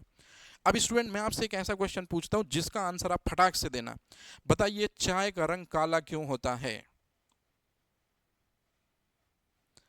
थोड़ा दिमाग लगाइए, यहीं से आंसर मिलेगा आपको, मिलार्ड रिएक्शन से। Why tea and coffee are the black colour? तो आपको कहना है कि जो कॉफी हो, जैसे हम चाय की बात कर लेते हैं, वेरी गुड रुचि बेटा जी, जो जब हम चाय बनाते हैं तो चाय में क्या होता है, प्रोटीन होती है, मतलब दूध में प्रोटीन होती है ना, कैसीन, और दूध में होता है लैक्टोज। तो ये दोनों हो गए दूध में चाय बनाने वाले इंग्रेडिएंट हो गए। फिर हम दूध को टेम्परेचर देते हैं, साथ में चाय पत्ती और किसके साथ में, शुगर के साथ में, है ना, मतलब चाय पत्ती और भी दूसरी चीजें डालते हैं, और फिर उसके बाद उसका कलर कैसा होने लगता है, ब्राउन या ब्लैक। तो ये भी तो मिलार्ड रिएक्शन है, ये मिलार्ड रिएक्शन है। तो आपसे क्वेश्चन पूछेंगे मिलार्ड रिएक्शन का फायदा बताइए, तो हमारे घरों में बनने वाली चाय, हमारे द्वारा आलूओं को फ्राई करना, फ्राई आलू खाते हैं, फ्रेंच फ्राइज खाते हैं, तो फ्रेंच फ्राइज खाते हैं तो वो भी क्या है, मिलार्ड रिएक्शन ही तो है। वेरी गुड वेरी गुड, मतलब क्लियर है माइंड आपका। तो याद रखना ये पोटैटो भी फ्राई पोटैटो। अच्छा ब्रेड बनता है, तो ब्रेड बनता है तो ब्रेड में भी यही चीज मिलार्ड रिएक्शन। क्यों? क्योंकि ब्रेड का मतलब आटा, आटा में कार्बोहाइड्रेट भी हो गया और कुछ मात्रा में वो ग्लूटेन प्रोटीन होती है, अनाज में बताया था मैंने, गेहूं में ग्लूटेन प्रोटीन होती है, तो वो प्रोटीन भी होगी, मतलब ब्रेड बनना। तो याद रखिएगा चाय, ब्रेड, और ये हो गया आपका, इसको क्या बोलते हैं स्टूडेंट, वो मीट जो होता है, फ्रोजन मीट, या जो ज़्यादा टेम्परेचर देते हैं, जैसे कच्चा मीट हो गया। अब कच्चे मीट को जब हम पकाते हैं, है ना। तो जब हम कच्चे मीट को पकाते हैं तो आपने देखा होगा कि उसका जो कार्बोहाइड्रेट है और प्रोटीन है वो टेम्परेचर के कांटेक्ट में आने पर थोड़ा रिजिड हो जाता है या कई बार सॉफ्ट हो जाता है, लेकिन सॉफ्ट हो गया या रिजिड हो गया वो छोड़ो, आप देखते हो ब्राउन कलर का हो जाता है मीट। ये है स्टूडेंट, जैसे चिकन को जब हम पकाते हैं तो जनरली उसका कलर ब्राउन हो जाता है। तो याद रखिएगा मिलार्ड रिएक्शन के फायदे हैं ये। और ऊपर वाला जो मैंने अभी आपको समझाया कि कई बार मिलार्ड रिएक्शन जो है वो फूड मटेरियल को अगर ज़्यादा लंबे समय तक टेम्परेचर दिया जाए तो फिर ये जो कार्बोहाइड्रेट है और जो प्रोटीन है ये जो है ये बिल्कुल ब्लैक पीपीटी ये ब्लैक प्रेसिपिटेट बन जाते हैं जो एकदम खराब हो जाता है। तो अब आप मुझे बताइए चाय का बनना कौन सी रिएक्शन पे बेस है? मिलार्ड रिएक्शन पे, क्योंकि उसमें कैसीन भी है, उसमें लैक्टोज भी है, और ये हीट के कांटेक्ट में आने पर कौन सा कलर आ जाता है? ब्राउन कलर आ जाता है, मतलब मिलार्ड रिएक्शन। एकदम सही हो अभिषेक बेटा जी, और आप भी सही हो रुचि बेटा, बहुत बढ़िया। अब यहां से हम एक ऐसी दुनिया में प्रवेश करेंगे जहां से आपको डाटा दिमाग में रखना होगा। एक बार आप पहले तो इस आइटम को देख लीजिए। यहाँ ज़्यादातर आपको फूड आइटम्स दिख रहे हैं, ये सब फूड आइटम्स हैं। मीट हो गया मतलब चिकन हो गया, ये पोर्क हो गया, ये और कुछ आइटम्स हैं, ये मिल्क प्रोडक्ट हैं, ये आपके सब्जी वगैरह हो गई, ये एग वगैरह हो गए, ये और नूडल्स वगैरह हो गए, ये वेजिटेबल्स हो गए, ये सब फूड आइटम्स हैं। अब आप खुद देखिए फूड आइटम्स रॉट हो रहे हैं इनके जरिए, इनके जरिए रॉट हो रहे हैं। मैं चाहता हूं, मुझे 10 मिनट लगा था, मैंने हेडिंग लिख ली microbial species responsible for food spoilage. आप बिलीव नहीं करोगे जितने भी क्वेश्चन आए हुए हैं एफएसओ के, जितने भी क्वेश्चन आए हुए हैं एफएसओ में, और ये इस चैप्टर से कि फूड स्पॉइलेज के लिए कौन उत्तरदायी होता है, तो अभी तक जितने भी क्वेश्चन आए हुए हैं हमेशा ज़्यादातर क्वेश्चन में जो 4 ऑप्शन हैं उनमें से कैंपिलोबैक्टर पूछा है उन्होंने। तो याद रखिएगा कैंपिलोबैक्टर ये बहुत इंपॉर्टेंट है। और अगर थोड़ा बहुत यदि आपकी नज़र जा रही हो कि वो किसको रॉट करता है सबसे पहले, तो यही क्वेश्चन भी है। हालांकि इसको मैं बहुत अच्छे से पढ़ाऊंगा, आपको एक एक चीज़ पढ़ाऊंगा, लेकिन अगर आप देख के कुछ कुछ चीज़ों को अगर कंफर्म कर रहे हो तो मेरा काम आसान हो जाएगा। जैसे टॉक्सोप्लाज्मा, ये वही है टॉक्सोप्लाज्मा गोंडी, है ना, जो बिल्ली के जो स्टूल में पाया जाता है। तो टॉक्सोप्लाज्मा गोंडी देखो जरा, ये मीट को क्या कर रहा है? अफेक्ट कर रहा है। इसी तरह से लिस्टेरिया, ये लिस्टेरिया बैक्टीरिया फूड आइटम्स को, ये जो जो आप लोग क्या खाते हैं, वो आलू के चिप्स जो हैं, वो आजकल वो रोल, स्प्रिंग रोल, ये स्प्रिंग रोल है लिस्टीरिया। और इसको आप याद रखोगे ज़्यादातर ये प्रेग्नेंट वुमेन को बड़े पसंद है। और अगर इसमें स्प्रिंग पोटैटो में यदि ये बैक्टीरिया रहा स्टूडेंट, लिस्टीरिया बैक्टीरिया रहा, तो मैंने आपको बताया था कि प्रेग्नेंट वुमेन का फीटस भी जो है वो प्रॉब्लम में आ सकता है। इसलिए प्रेग्नेंट लेडी को कोई भी चीज़ बहुत सोच समझ के खानी चाहिए, स्पेशली बाहर की, क्योंकि अगर हाइजीन मेंटेन नहीं रही तो 12 तुम्हारे तो बजने ही हैं, अंदर जो लाइफ है उसकी भी 12 बजने हैं। इसके बाद साल्मोनेला, तो देखो जरा साल्मोनेला में देखो जरा स्टूडेंट, अभी तक आपने सुना होगा साल्मोनेला बैक्टीरिया है। बताइए जरा किस डिसीज के लिए रिस्पॉन्सिबल है साल्मोनेला, मैं भी जरा सुन लो। साल्मोनेला बैक्टीरिया किस डिसीज के लिए रिस्पॉन्सिबल है? टीबी के लिए कि लेप्रोसी के लिए? टी फॉर टीबी या एल फॉर लेप्रोसी, बताइए जल्दी से।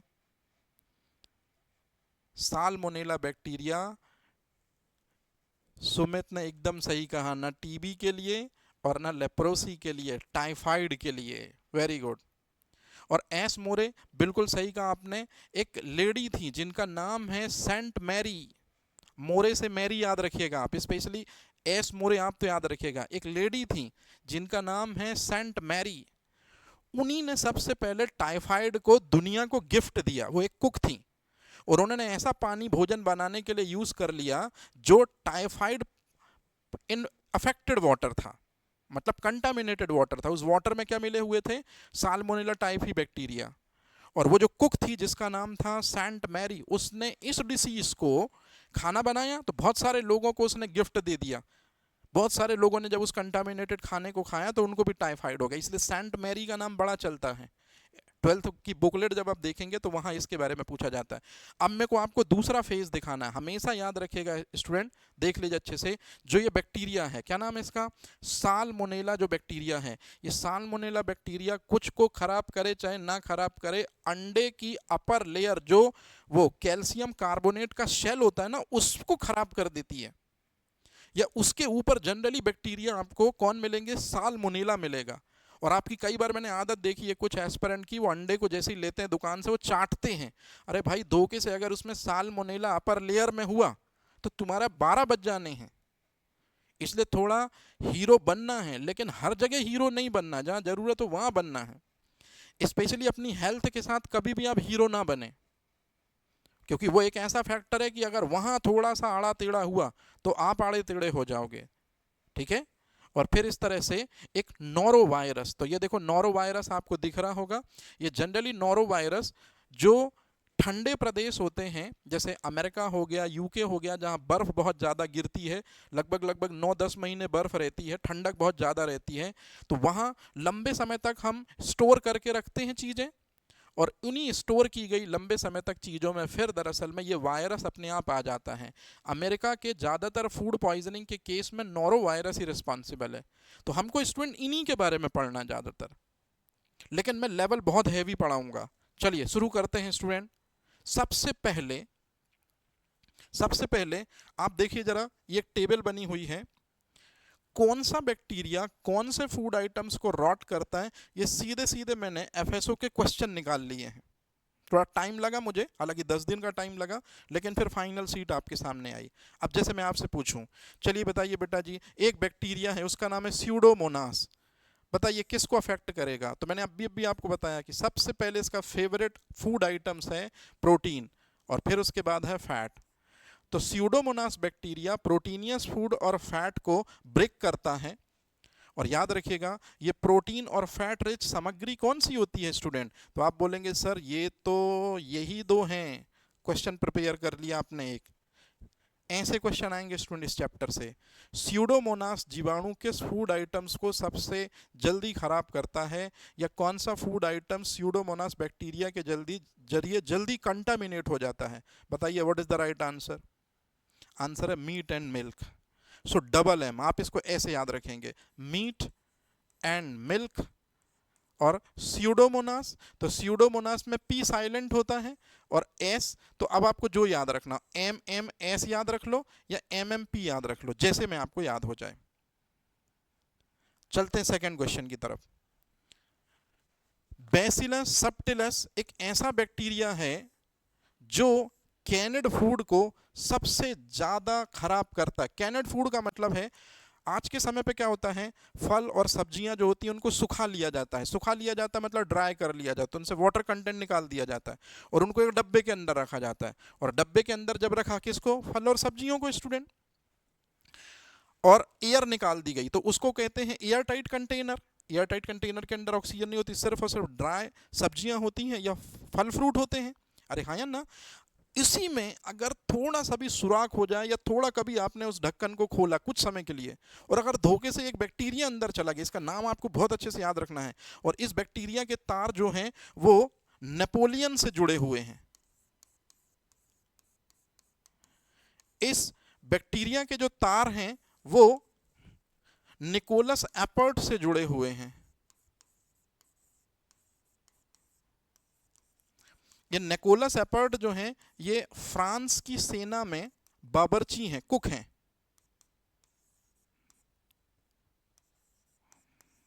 ये हैं। कहानी क्या है, 2 मिनट में कहानी खत्म कर देता हूं। मतलब कैनेड फूड को, डिब्बा बंद भोजन को सबसे ज्यादा खराब करता है बैसिलस सबटिलस बैक्टीरिया। अब कहानी ये है स्टूडेंट, नेपोलियन आपको पता है योद्धा था, अकेले भी युद्ध, मतलब खुद युद्ध लड़ रहा है, उसके साथ पूरी सेना है। सेना है, युद्ध लड़ेगी, लेकिन सुबह और शाम को भोजन तो चाहिए है। तो सेना को भोजन अवेलेबल करा पाना, तभी तो सेना जो है वो नींद लेके फिर दूसरे दिन बेहतर फाइट करेगी। तो फूड बहुत इंपॉर्टेंट हो गया। अब नेपोलियन ने देखा कि उसकी जो इन्वॉल्वमेंट है वो वॉर की सिचुएशन में बढ़ रही है, इन्वॉल्व ज़्यादा हो रही है वॉर सिचुएशन में, तो सेना को फूड आइटम्स चाहिए हैं। और किसी कारण से जब एक दिन नेपोलियन अपना मार्च कर रहा था मॉर्निंग के टाइम पे, जब चीज़ें देख रहा था, तब उसने देखा कि किचन से बहुत सारी जो सामग्री है वो डेली फेंकी जाती है। और एक दिन उसने क्या किया स्टूडेंट, कि 15 दिन और 20 दिन तक वो इस क्राइटेरिया को देखता रहा कि फूड जो है किचन से वेस्ट जा रहा है, ये सड़ा ये चला गया, ये सड़ा ये चला गया, कुछ तो अभी सही भी है, थोड़ा सा कंटामिनेटेड हुआ है लेकिन बाहर फेंक दिया। तो इस तरह से उसने 15 दिन देखा, और 15 दिन के बाद जो फूड आइटम्स है उसको उसने इकट्ठा करवाया, और इकट्ठा करवा के अपने मेन बावर्ची से पूछा, जो मेन शेफ था, कि भाई कितने दिन ये खाना चल सकता था। जब उसने आंसर किया स्टूडेंट, तो नेपोलियन के होश उड़ गए। और मुझे पता नहीं आप नेपोलियन को किस रूप में याद करते हो, मेरे लिए तो नेपोलियन ही रियल मायने में फूड प्रोसेसिंग का फादर है। निकोलस एपर्ट तो साइड हीरो है, मेन मुन्ना भाई जो है वो नेपोलियन बोनापार्ट है। जो मेन शेफ था, जो मेन कोर्स डिजाइन करता था नेपोलियन के लिए, उसने कहा कि सर इस फूड से 10 दिन तक मॉर्निंग और इवनिंग दोनों टाइम पे आर्मी को फूड की बराबर सप्लाई हो जाती। पैरों से जमीन खिसक गई नेपोलियन के कि इतना फूड वेस्ट। और सेना में आपको ही पता है 1000-2000 लोग तो होंगे नहीं स्टूडेंट, लाखों में बातें होंगी। सब छोड़ा नेपोलियन ने, सबसे पहले उसने सोचा कि यार फूड आइटम इसी तरह से रॉट होता रहा, खराब होता रहा, तो वॉर सिचुएशन हैंडल कैसे करेंगे। भूखा पेट सिपाही वॉर नहीं जीत सकता। इसी तरह से पैसे वाला आशिक ही आशिकी कर सकता है स्टूडेंट। अगर पैसे ना हो जेब में हो, फिर आपसे बोला जाए आप आशिकी कर लीजिए, तो आपसे ना हो पाएगी। इसी तरह से अगर सैनिक भूखा सोएगा तो वो वॉर में अच्छा परफॉर्म नहीं करेगा। नेपोलियन ने ऑर्डर किया, जो बावर्ची खाने को बहुत कम हद तक खराब करने के लिए हमें आइडिया देगा, उसे मैं अपनी तरफ से बहुत बड़ा पारितोषिक दूंगा। मतलब कुल मिला के फूड स्पॉइल ना हो, ऐसा कुछ किया जाए। और ज़्यादातर फूड स्पॉइल हो रहा था उसकी आर्मी में यही बैक्टीरिया था, बैसिलस सबटिलस और ये स्यूडोमोनास। क्लियर है। अब सुनो मुद्दे की चीज, जब ये बात का पता चला फ्रांस के एक लोकल बावर्ची को जिसका नाम है निकोलस एपर्ट, तो उसने कहा कि मैं ऑलरेडी मिलना चाहूंगा नेपोलियन से, और ये उससे मिलने के लिए चल दिए। नेपोलियन से मिले, स्पेशल टाइम लिया गया, नेपोलियन ने प्रॉब्लम बताई। इन्होंने कहा सर मैं आपकी प्रॉब्लम जो है फूड को डिग्रेड होने से तो नहीं बचा सकता, लेकिन बहुत हद तक कम कर सकता हूँ फूड को स्पॉइल होने से। और बस नेपोलियन ने फिर निकोलस एपर्ट को कहा कि प्लीज़ आप अपना काम शुरू कीजिए। तो निकोलस एपर्ट ने कहा कि आपको मुझे अपने मेन शेफ की जगह देनी होगी। नेपोलियन ने कहा ठीक है, ये भी मंजूर है। फाइनल में हुआ ये स्टूडेंट जो आप जानते हैं, जितना भी फूड आइटम्स है, अब उस फूड आइटम्स को कांच से बने मर्तबानों के अंदर रखा जाने लगा और ऊपर से उनको ढक्कन लगा दिया गया। यहीं से शुरुआत होती है कैनिंग इंडस्ट्री की। डिब्बा बंद भोजन की यहीं से शुरुआत हुई।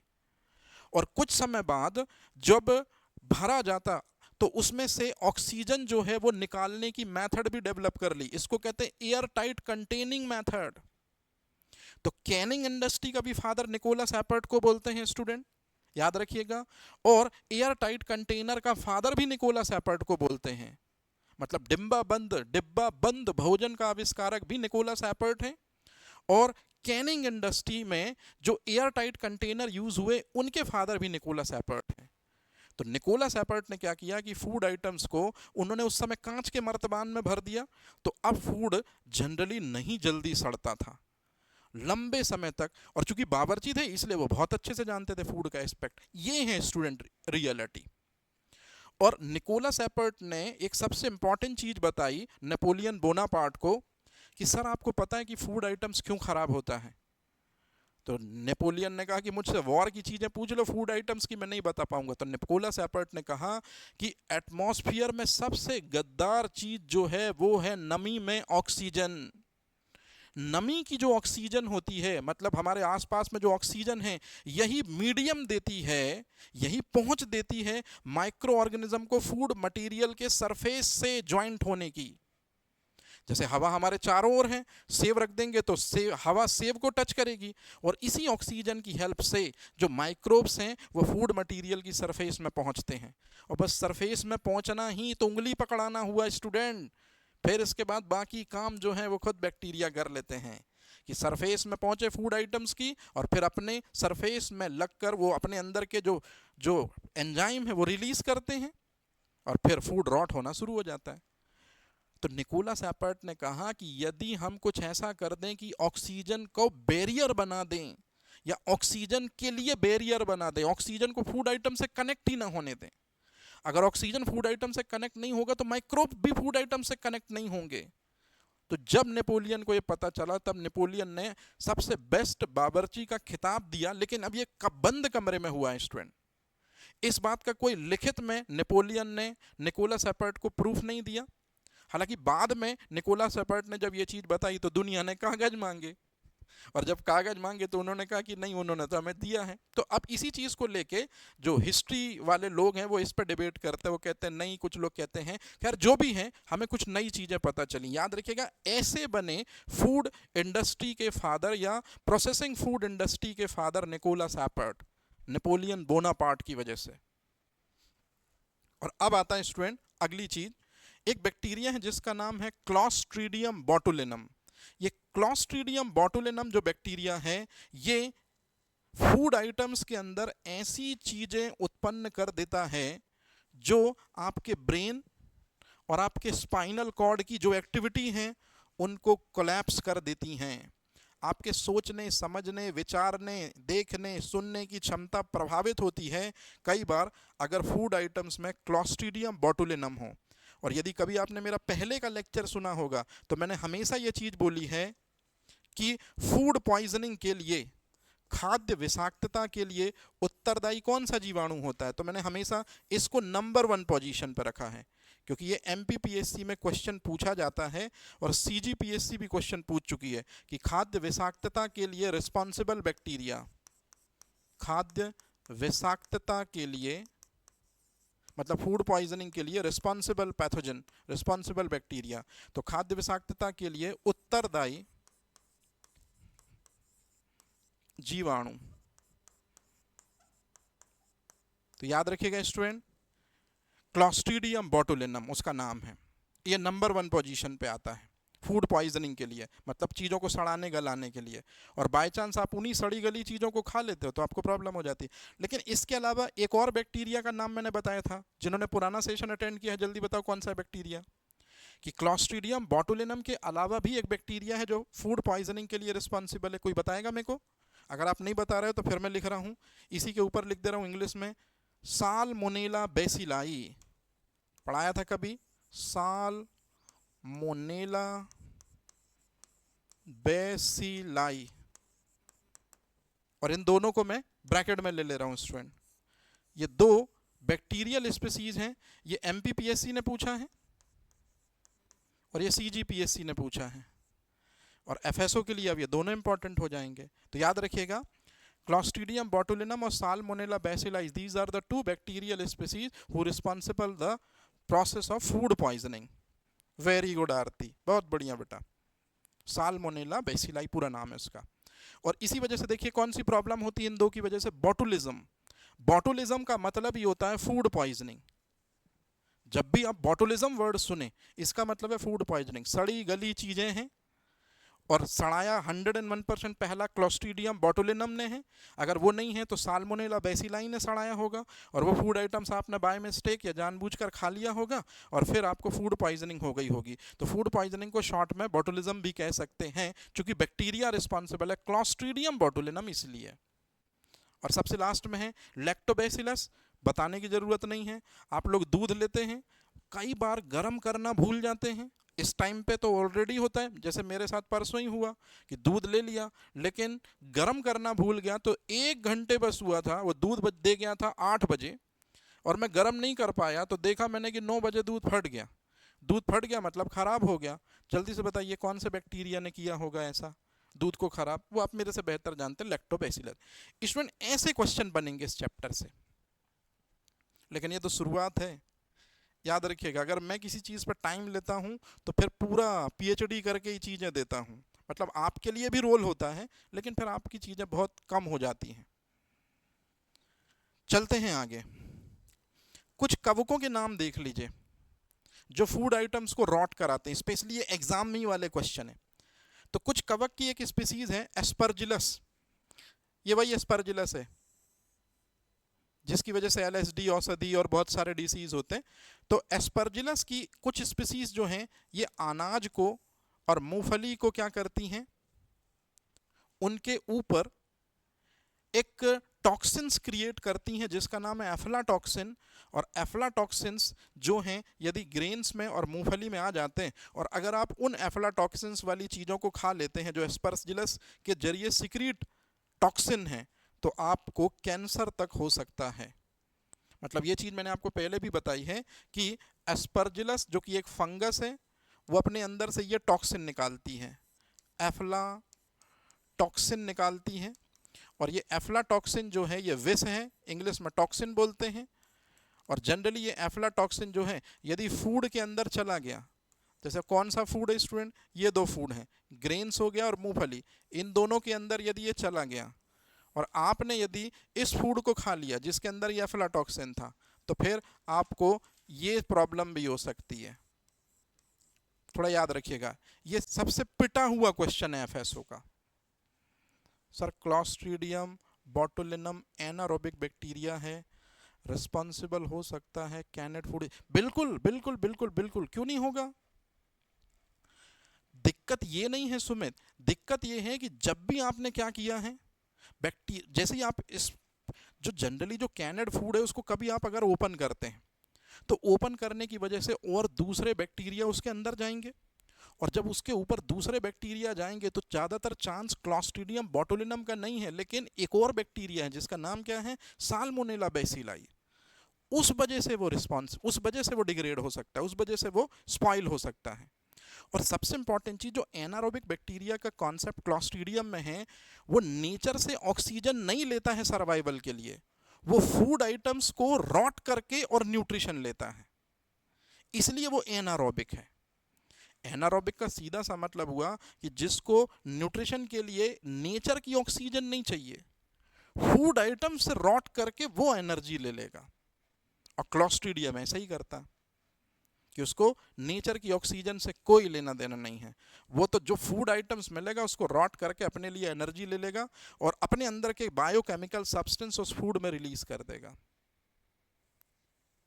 याद रहेगा सुमित, क्लियर है।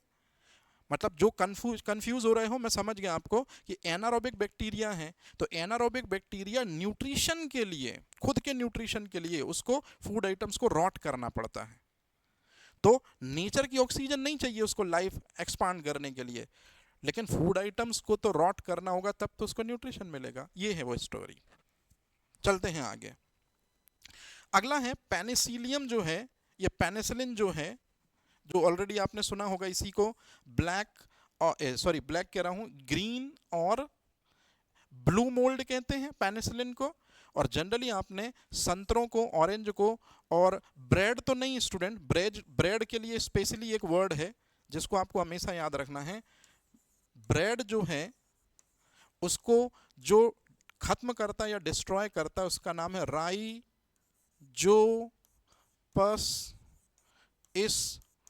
स्टोलोनिफर, ये फंगस राइजोपस स्टोलोनी फंगस। और इस फंगस को, राइजोपस स्टोलोनिफर को ब्रेड मोल्ड भी कहते हैं, ये थोड़ा याद रखना है। राइजोपस स्टोलोनिफर ब्रेड को सबसे ज्यादा क्या करता है, टारगेट करता है और उसको खत्म करने की कोशिश करता है। लेकिन यदि आपसे कोई क्वेश्चन पूछे कि पेनिसिलिन जो है वो किस फूड आइटम्स को सबसे ज्यादा रॉट करता है, साइट्रस फ्रूट को, खट्टे फलों को। जैसे याद करिए टमाटर जो है वो ज़्यादातर अफेक्ट होते हैं। फिर उसके जस्ट बाद में आपने देखा होगा जनरली कि जो आइटम्स होता है कौन सा, ऑरेंज वगैरह। मतलब कुल मिला के साइट्रस फ्रूट जो है वो फंगल की जिस स्पीसीज से सबसे ज़्यादा अफेक्टेड होते हैं वो पेनिसिलियम कहलाया। और सबसे लास्ट में लिखा है स्टूडेंट राइजोपस। तो राइजोपस के बारे में मैंने अभी बताया कि ये किसको सबसे पहले डिसइंटीग्रेट करता है, ब्रेड को, और कुछ और फल हैं और कुछ और सब्जियां हैं। तो ये बस आपको याद रखना। इसी तरह से ये यीस्ट जो है, ये यीस्ट किसको डिस्ट्रॉय करता है, यीस्ट का मतलब है फंगस में ही यूनिसेलुलर कैटेगरी होती है, हमने पढ़ा था। तो जो सैक्रोमाइसिस सेरेवियेसी होते हैं ये फ्रूट जूस को अल्कोहल में बदलता है, मतलब फ्रूट जूस को क्या करता है, स्पॉइल करता है। इसी तरह से याद करिए, मैंने आपको पढ़ाया था कि ऐसे फूड जिनकी सेल में प्रोटीन ज़्यादा होता है, सिंगल सेल प्रोटीन पढ़ाया था, तो वहाँ एक नाम लिया था कैंडिडा, यूनिसेलुलर फंगस है। और कैंडिडा जो है ये भी जो हाई शर्करा मतलब स्टार्ची फूड मान सकते हैं हम, होती हैं, उनको खराब करते हैं। तो याद रखिएगा, यीस्ट भी यूनिसेलुलर फंगस है और कैंडिडा भी यूनिसेलुलर फंगस है। और इन्हीं दो को यदि हम लें और इनका पानी निकाल दें स्टूडेंट, मतलब क्या निकाल दें, अगर हम इनका वाटर निकाल दें तो फिर हम इनको सिंगल सेल प्रोटीन के रूप में यूज कर सकते हैं। मैंने बताया था आज के समय पे जितने भी प्रोटीन पाउडर जो स्टैंडर्ड वाले बन रहे हैं वो इन्हीं माइक्रोबियल स्पीसीज, दो तो यही लिखी हैं, एक और है स्पायरुलिना और एक और का नाम मैंने आपको बताया था स्पायरुलिना, और एक और है वो स्पेस फूड कहलाती है क्लोरेला। ये सब सिंगल सेल प्रोटीन है, इन्हीं का यूज किया जा रहा है। तो ये देख लीजिए फंगस की कैटेगरी जो फूड आइटम्स को रॉट करती है। कुछ पैरासाइट के नाम भी दिए हैं, कुछ वायरसेस के नाम भी दिए हैं। जल्दी से मैं इनके बारे में बता देता हूं, हालांकि उतना इंपॉर्टेंट नहीं है। अभी तक जो सेशन बैक्टीरिया का गया और फंगस का गया वो इंपॉर्टेंट है। जैसे एक प्रोटोजुआ है जिसका नाम है जिरार्डिया।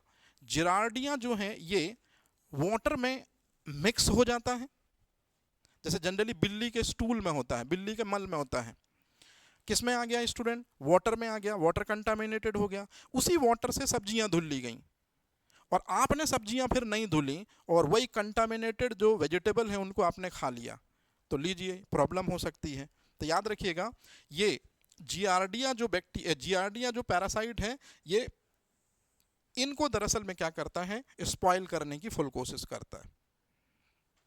इसी तरह से जो टॉक्सोप्लाज्मा गोंडी है, तो ये टॉक्सोप्लाज्मा गोंडी जो है ये सॉइल में होता है और कई बार सॉइल से वाटर मिल जाए और फिर ये सीधे कहाँ पहुंचेगा स्टूडेंट, उन्हीं फल और सब्जियों के अंदर जो जमीन में होती हैं, जिनको जैन कम्युनिटी अवॉइड करती है, तो उन्हीं में दरअसल में ये क्या करता है, ये इन्फेक्शन क्रिएट कर देता है, मतलब उनको सड़ाने लगता है।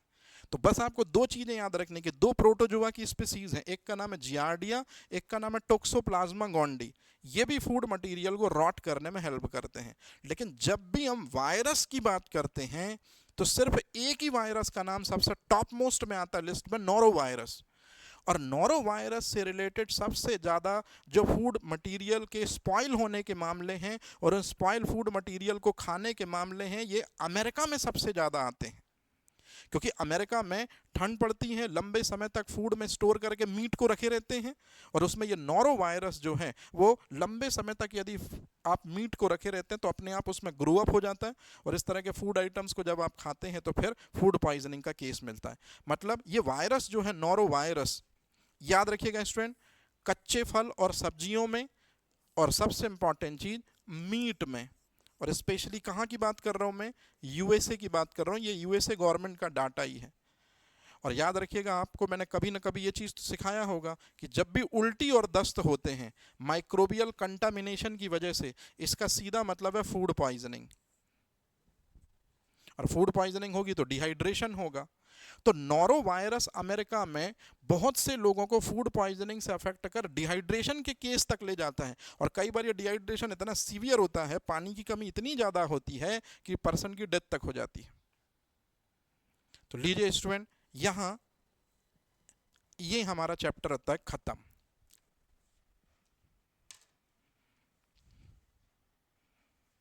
Very good.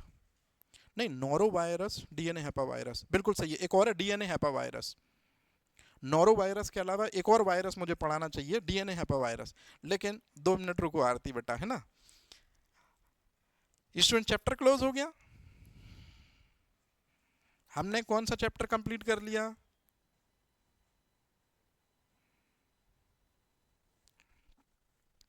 है ना। स्टूडेंट इसी तरह का ब्लफ होता है आप लोगों के साथ। हम टीचर्स कई बार क्या करते हैं, सिलेबस को जल्दी कराने के पीछे 2-4 चीज़ें बेहतर बताई और बस, और सिलेबस को जल्दी से गुजार दिया।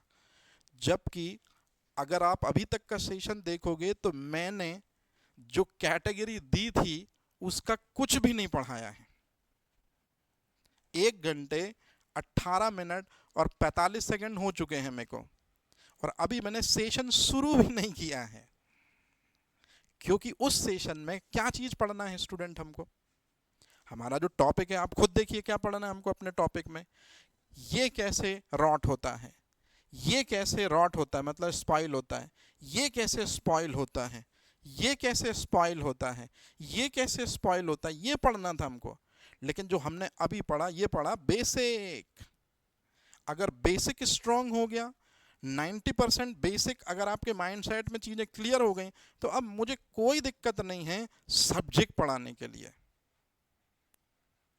तो अब आप मुझे बताओ, क्या मैं इनमें से सबसे पहले मैं इससे शुरुआत करूंगा, मीट, एग एंड फिश, ये 3 कैसे खराब होते हैं। तो अब आप मुझे बताइए, मैं अभी शुरू करूं या रहने दूं इसको।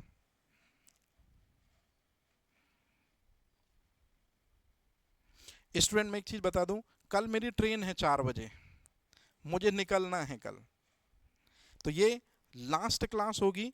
लेकिन मैं ऐसा सोच रहा हूं कि मैं कल का टाइम है जैसे मेरे पास मॉर्निंग का, तो अगर आप बोलो तो मैं एक आध कोई लेक्चर इसी के आगे का अगर आप बोलो तो मैं रिकॉर्ड करके भी डाल सकता हूं,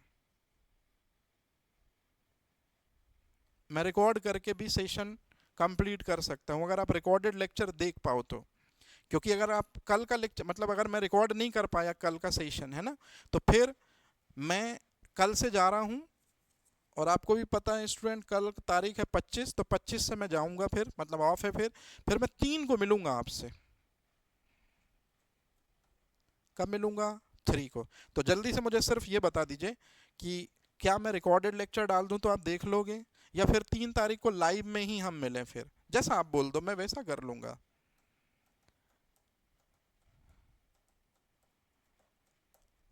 जल्दी से कोई भी एक पर्सन बता दो, तब तक मैं आगे पहुंचूं।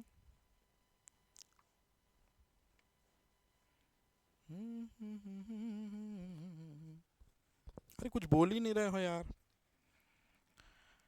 अरे भाई ये जो चीजें बता रहे हैं आपकी सहूलियत के लिए है, अदरवाइज मैं सीधे बोल दूं कि हम मिलते हैं, है ना। चलो अब 10 मिनट और ले लेता हूं ताकि तुम्हें चैप्टर की शुरुआत तो करा दूं कम से कम, अभी तक तो बेसिक था ये चीज। अब हम शुरू करते हैं स्टूडेंट हमारा चैप्टर पढ़ना। चैप्टर है भोज्य पदार्थों के खराब होने के लिए कौन से बैक्टीरिया, कौन से वायरस, कौन से प्रोटोजोआ रिस्पॉन्सिबल है। तो देखो सबसे पहले हम पढ़ेंगे मीट। मीट कौन से माइक्रोब से खराब होता है, स्पाइल होता है।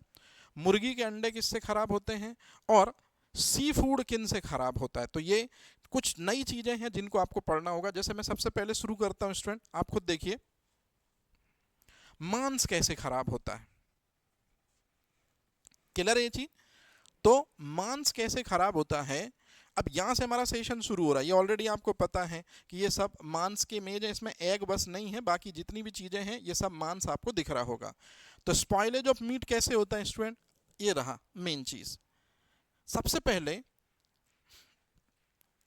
बैक्टीरिया जो हैं वो कौन कौन से बैक्टीरिया मीट की को स्पॉइल करते हैं उनके नाम पता होने चाहिए आपको। मतलब यहां से अब आपका सेशन होता है शुरू। जैसे मैं स्टार्टिंग आया था पीपीटी फंसाई, मुझे यहां से शुरू करना था। चलिए स्टूडेंट पहली कैटेगरी मीट कैसे खराब होता है देखते हैं। आइए सबसे पहले बैक्टीरिया। तो बैक्टीरिया में कौन कौन से बैक्टीरिया हैं जिनसे मीट खराब होता है। तो ना आपको कुछ समझ में आता है कि सर ये क्या शुरू हो गया, और मुझे भी आसानी नहीं हो पाती चीजें बताने में, लेकिन अब मैं एकदम कंफर्टेबल हूं। जैसे सबसे पहले हम पढ़ रहे हैं कि मीट जो है वो कौन कौन से बैक्टीरिया के जरिए स्पॉइल होता है। लीजिए आपके सामने ये इंफॉर्मेशन रही जो मैंने अभी कुछ बताई थी, कुछ नई चीजें ऐड कर दूंगा। सबसे पहले स्टूडेंट साल्मोनेला। ये साल्मोनेला एक बैक्टीरियल स्पीसीज है, हालांकि ये वो वाली स्पीसीज नहीं है स्टूडेंट जो टाइफाइड कॉज करती है। जैसे मैं सौरभ नामदेव हूं, फेसबुक में आप मुझे सर्च करोगे मेरे जैसे 1000 मिलेंगे, तो क्या मैं वही हूं जो मिले आपको जितने, बस हमारा नेम सेम है लेकिन हर का काम अलग अलग है, अलग अलग है। कोई फोटोग्राफर है ना, कोई जो है उसमें ऑफिसर है, कोई जो है वो उसमें कुक है, ये सारी चीजें। इसी तरह से एक साल्मोनेला की स्पीसीज होती है स्टूडेंट। वो कुछ साल्मोनेला की स्पीसीज जो होती हैं वो कच्चे मांस पर, और कुछ जो मांस जो अनकुक्ड होता है या जो हाफ कुक्ड होता है उसके ऊपर अटैक करती हैं, और उसको सड़ाती हैं। और जब आप ऐसे मीट को खाते हैं जो हाफ कुक्ड हो या फिर जो पूरी तरह से कुक नहीं हो पाया हो, और इस वजह से आपको फूड पॉइजनिंग मतलब डिहाइड्रेशन की प्रॉब्लम होती है। तो याद रखिएगा, पहला बैक्टीरिया जो मीट को स्पॉइल करता है उसका नाम है साल्मोनेला। दूसरा बैक्टीरिया जो मीट को स्पॉइल करता है उसका नाम है ई कोलाई। और ई कोलाई का एक स्पेसिफिक स्ट्रेन है, जैसे स्टूडेंट H5N1, H1N1, ये स्वाइन फ्लू और बर्ड फ्लू वायरस के स्ट्रेन होते हैं ना।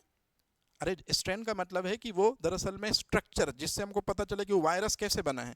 इसी तरह से ई कोलाई का एक स्ट्रेन है O157H7। हालांकि ऐसे क्वेश्चन नहीं आएंगे, आप इनको रहने दीजिए, लेकिन आप याद रख सकें तो स्ट्रेन है। ई कोलाई का एक स्ट्रेन है जो कि क्या करता है, मीट के जरिए सीधे हमारी इंटेस्टाइन में पहुंचता है और इंटेस्टाइन में इन्फेक्शन कॉज करता है। तो ये दो बैक्टीरिया हैं जो मीट के जरिए हमारे बॉडी में पहुंचकर हमको डिसीज देते हैं, स्पेशली फूड पॉइजनिंग। तो ये तो बेसिक रहा। अब शुरू होती है स्टोरी यहां से। इस स्क्रीन में कम से कम 5 क्वेश्चन है स्टूडेंट। कितने क्वेश्चन है स्टूडेंट? 5 क्वेश्चन है। कौन कौन से? देखो, सबसे पहले टॉप में एक बैक्टीरिया दिख रहा है आपको, क्लॉस्ट्रीडियम परफिंजिस। एफएसओ का पेपर उठा के देखिएगा, ये बैक्टीरिया आपको मिल जाएगा। हर पेपर में ये बैक्टीरिया का नाम आपको मिल जाएगा, भले ऑप्शन सही हो चाहे ना हो। क्लॉस्ट्रीडियम परफिंजे। ये क्लॉस्ट्रीडियम परफिंजे जो बैक्टीरिया है, ये जनरली मीट में पाया जाता है। ये मीट में पाया जाता है, और उस मीट में पाया जाता है जिस मीट को आप लंबे समय तक स्टोर करके रखते हो।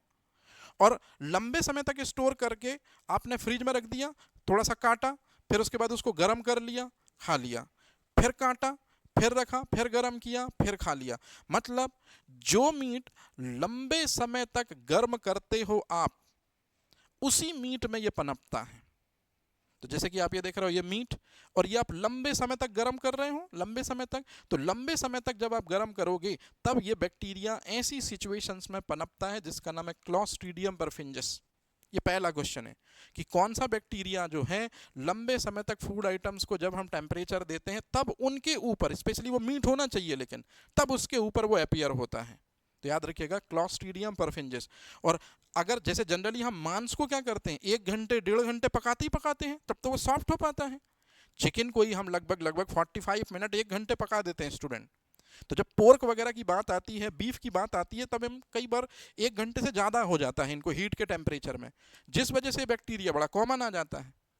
और फिर यदि इस बैक्टीरिया की एंट्री हो गई उस फूड आइटम्स में, मतलब मीट में, और आपने उसको खाया, तो ये कॉमन सिम्टम है स्टूडेंट, मतलब वही फूड पॉइजनिंग के, डिहाइड्रेशन के।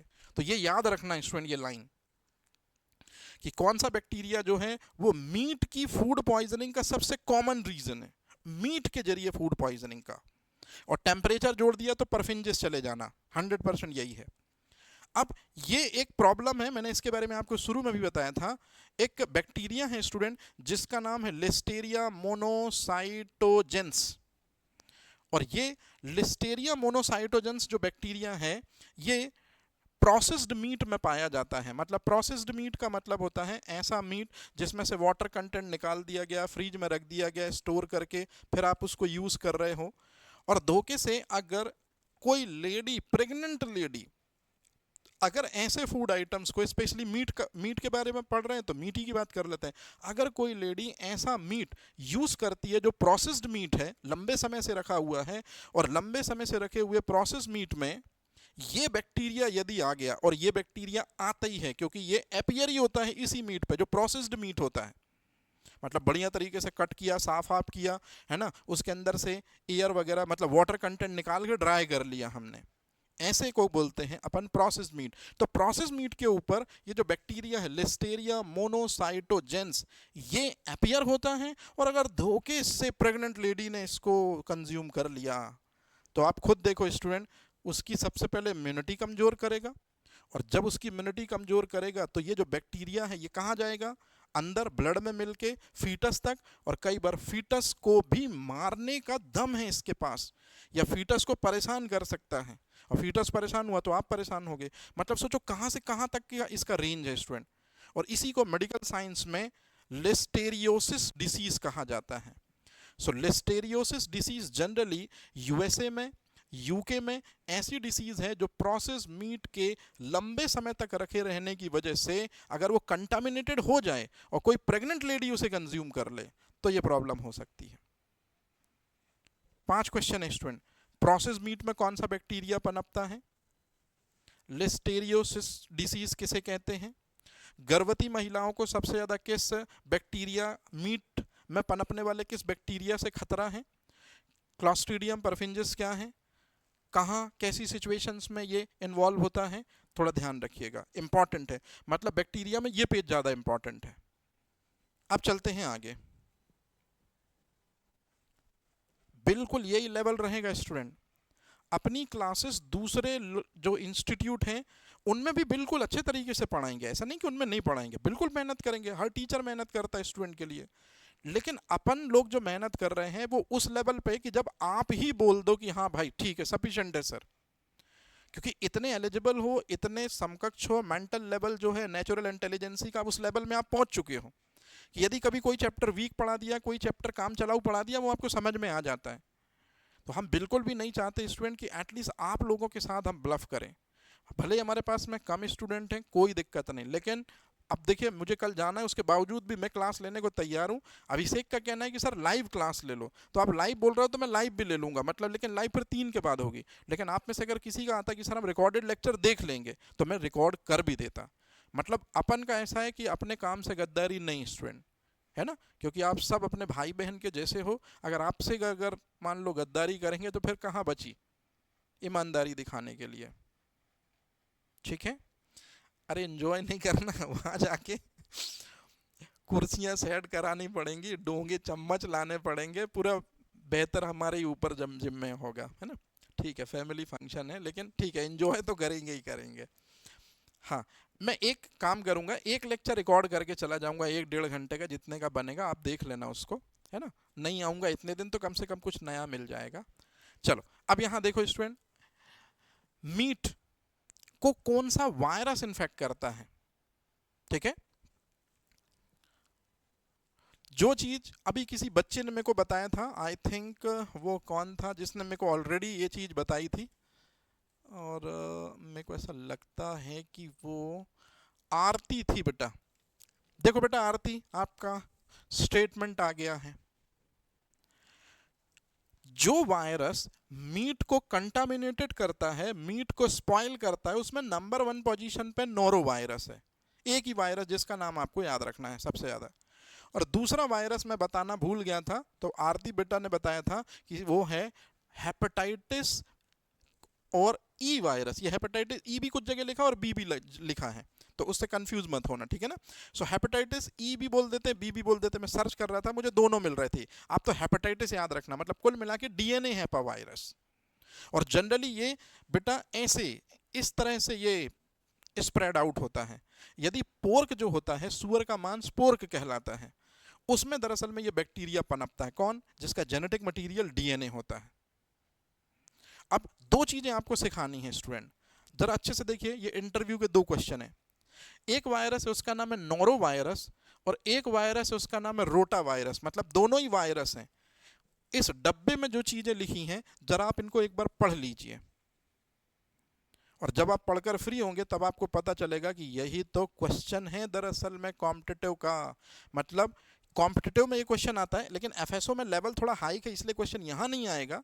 लेकिन इंटरव्यू पैनल में आपसे 101% अगर कोई साइंटिफिक बोर्ड बैठा तो वो आपसे क्वेश्चन पूछेगा कि बेटा एक नोरो वायरस होता है, ज़्यादातर ये वायरस फूड पॉइजनिंग के लिए यही वायरस रिस्पॉन्सिबल होता है, और एक होता है रोटा वायरस। अब आप देखो, the most common cause of viral gastroenteritis is particularly in adult. Gastroenteritis का मतलब होता है पेट संबंधी असामान्य व्याधि, जिसको हिंदी में कहते हैं पेट खराब हो गया।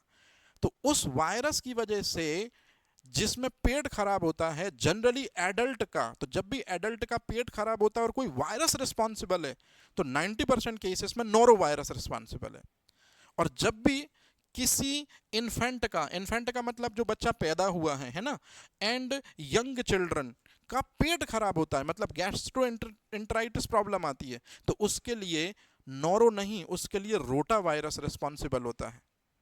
और रोटा वायरस बहुत खतरनाक होता है स्टूडेंट, क्योंकि ये बच्चों के शरीर से पानी निकाल लेता है, और बच्चों के शरीर से पानी निकाल लेगा मतलब डिहाइड्रेशन प्रॉब्लम। स्टोरी कंफर्म हुई? वायरस के नेम पता चल गया जो मीट को स्पॉइल करते हैं। नॉरो हो गया और हेपेटाइटिस हो गया। और सबसे इंपॉर्टेंट चीज, नॉरो और रोटा वायरस में डिफरेंस क्या है, तो ये किसको ज्यादा अफेक्ट करते हैं, याद रखिएगा, ये चीज बहुत इंपॉर्टेंट है। अब स्टूडेंट इसके बाद जो ये मीट है, इसको कुछ प्रोटोजुआ भी जो हैं वो स्पॉइल करने की कोशिश करते हैं। कुछ प्रोटोजुआ हैं जो इसे स्पॉइल करने की कोशिश करते हैं। याद रहेगा ये चीज?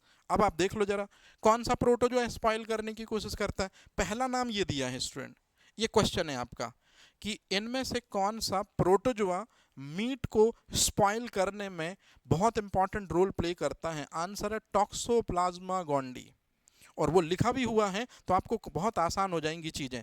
पिग का मीट पोर्क कहलाता है, और कैटल का मीट भी अपन बीफ ही बोल सकते हैं, है ना, कैटल हो गया, या फिर वो एक और क्या नाम है उसकी स्टूडेंट, काउ। और पोलैंड की बात है तो पोलैंड में जब भी पिग का या कैटल का मीट इन्फेक्टेड होता है और फूड पॉइजनिंग वाली प्रॉब्लम आती है, तो ज्यादातर केसेस में यही प्रोटोजुआ रिस्पॉन्सिबल होता है इस पर्पस के लिए। लेकिन अब अगर हम सब्जेक्ट के अंदर जाते हैं, मतलब प्रोटोजुअल कुछ स्पीसीज का नाम देखें, तो स्टूडेंट ये जो दो नाम आपको दिख रहे हैं इनको प्लीज बहुत अच्छे से पढ़िएगा।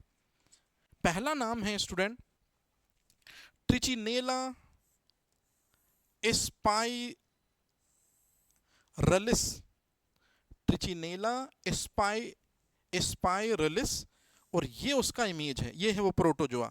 स्नेक जैसा दिख रहा है लेकिन ये प्रोटोजुआ है स्टूडेंट, और ये पनपता है मीट में, और वो मीट इनका होना चाहिए मतलब पोर्क में।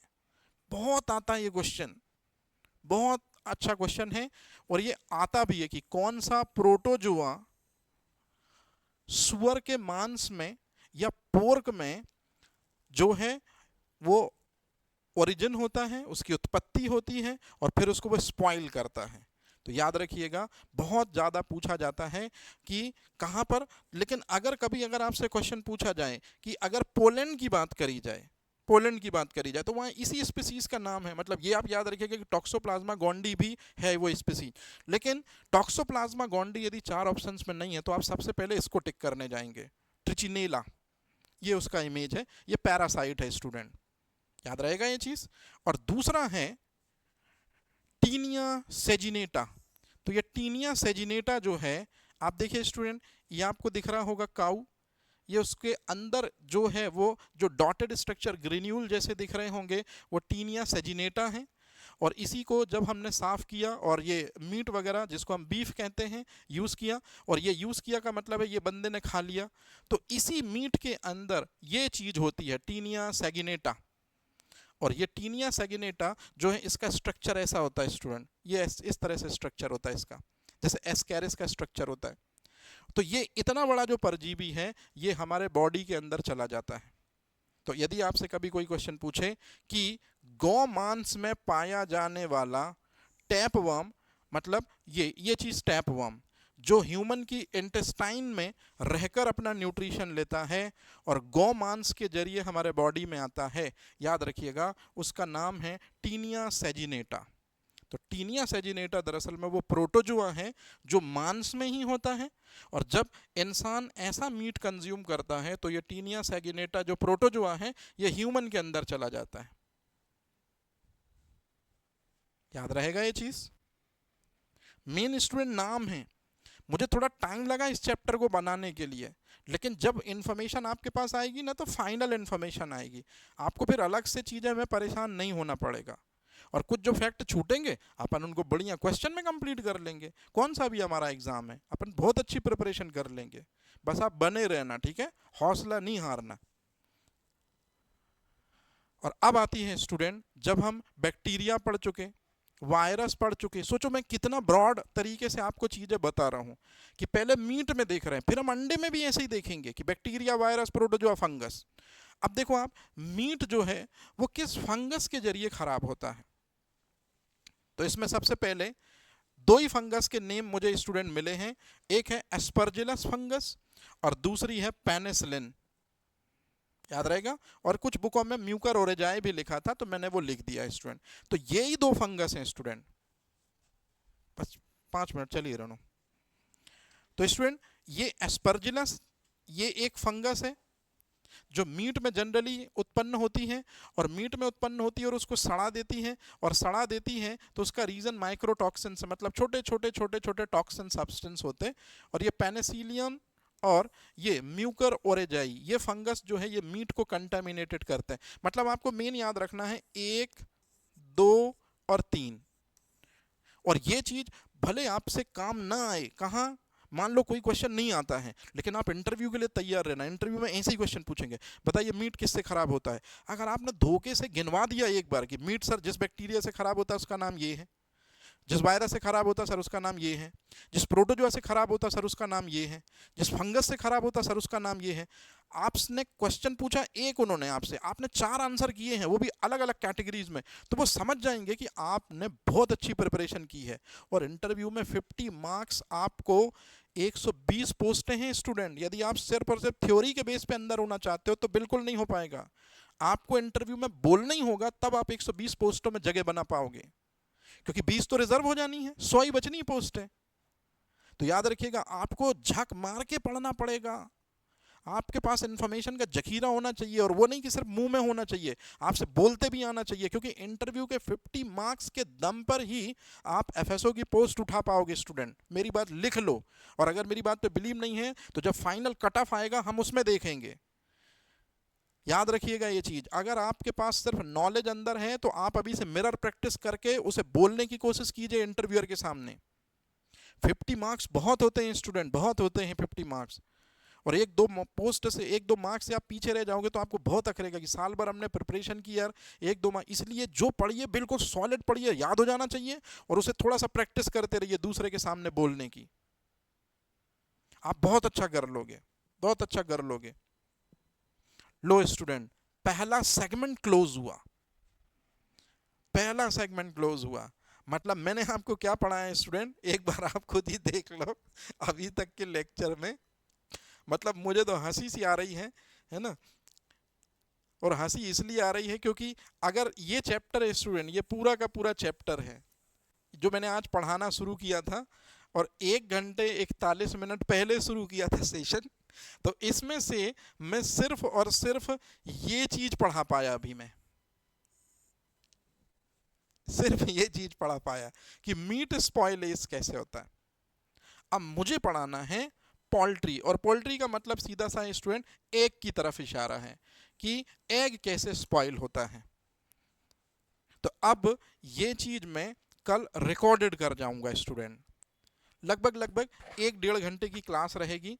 मैं नहीं रहूंगा तो थोड़ा सा आप उसको इतने दिन में जब मैं ना रहूं और कभी मेरी याद आए मान लो, तो आप मेरा वो लेक्चर देख लेना, है ना, जिसमें मेरी जो है वो कमी आपको पूरी हो जाएगी। बड़े आराम से देख लेना आप, एंजॉय के साथ में, ठीक है। अब यहीं मैं देता हूं अपनी वाणी को विराम, मिलते हैं अपन कल। मतलब देखो आप लोग भी कितने इंटेलिजेंट हो, आपने 1 घंटा 42 मिनट मेरी कोरी जो है इस चैप्टर का बेसिक सुना।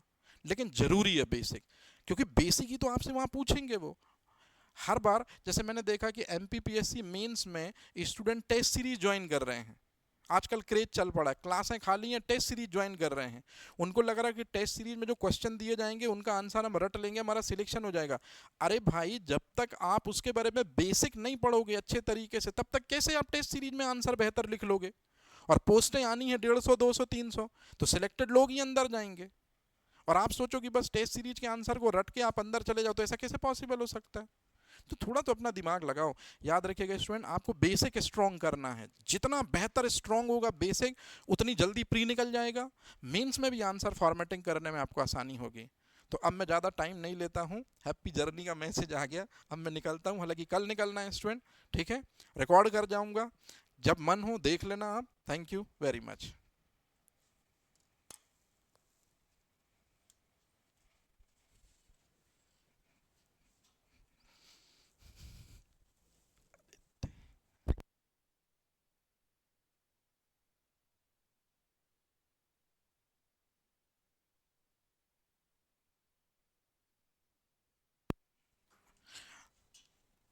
देखो, जब आपने इतने दिन इंतजार किया है ना, तो बस आप 3 तारीख तक और इंतजार कर लो। दरअसल में ये आपके लिए अच्छी चीज है, और मेरे लिए तो है ये अच्छी चीज। जब भी मैं दिन में काम करूंगा, रात में मुझे समय मिलेगा, तो यूनिट 1 और यूनिट 2 के लगभग, यूनिट 2 हम लास्ट ही यूनिट पढ़ रहे हैं लगभग लगभग, है ना। तो मैं क्या करूंगा, इनके बेहतर नोट्स बना डालूंगा, और जैसे ही हम 3 को मिलेंगे, तत्काल आपके हाथों में दोनों यूनिट के नोट्स आपको पीडीएफ में मिल जाएंगे, बिल्कुल इथिकल अच्छे कंटेंट के साथ मिलेंगे। आप चाहें तो दूसरी अदर कोचिंग से उनको कंपेयर भी कर सकते हो, लेकिन किसी को कुछ बोलना मत। वो उनकी मेहनत है जो उन्होंने बनाई है, और वो हमारी मेहनत है। एक मैंने शायद आपको पीडीएफ शेयर भी करी है ग्रुप में, कि अपन ने क्या लेवल रखा है। नहीं करी है तो मैं अभी सर को बोल के और भेज दूंगा, तो आपको माइंड में सुकून हो जाएगा कि इसी तरह से सारे चैप्टर्स को आपको मिलेगा, है ना। तो वो मैं भेज दूंगा, ठीक है। आप नोट्स के बारे में बिल्कुल परेशान मत होइए, बस 3 तारीख तक और रुक जाइए। मैं जैसे ही 3 तारीख को लौट के आऊंगा इंदौर, अपने साथ नोट्स भी लेके आऊंगा, और साथ में मिठाई है आपके लिए।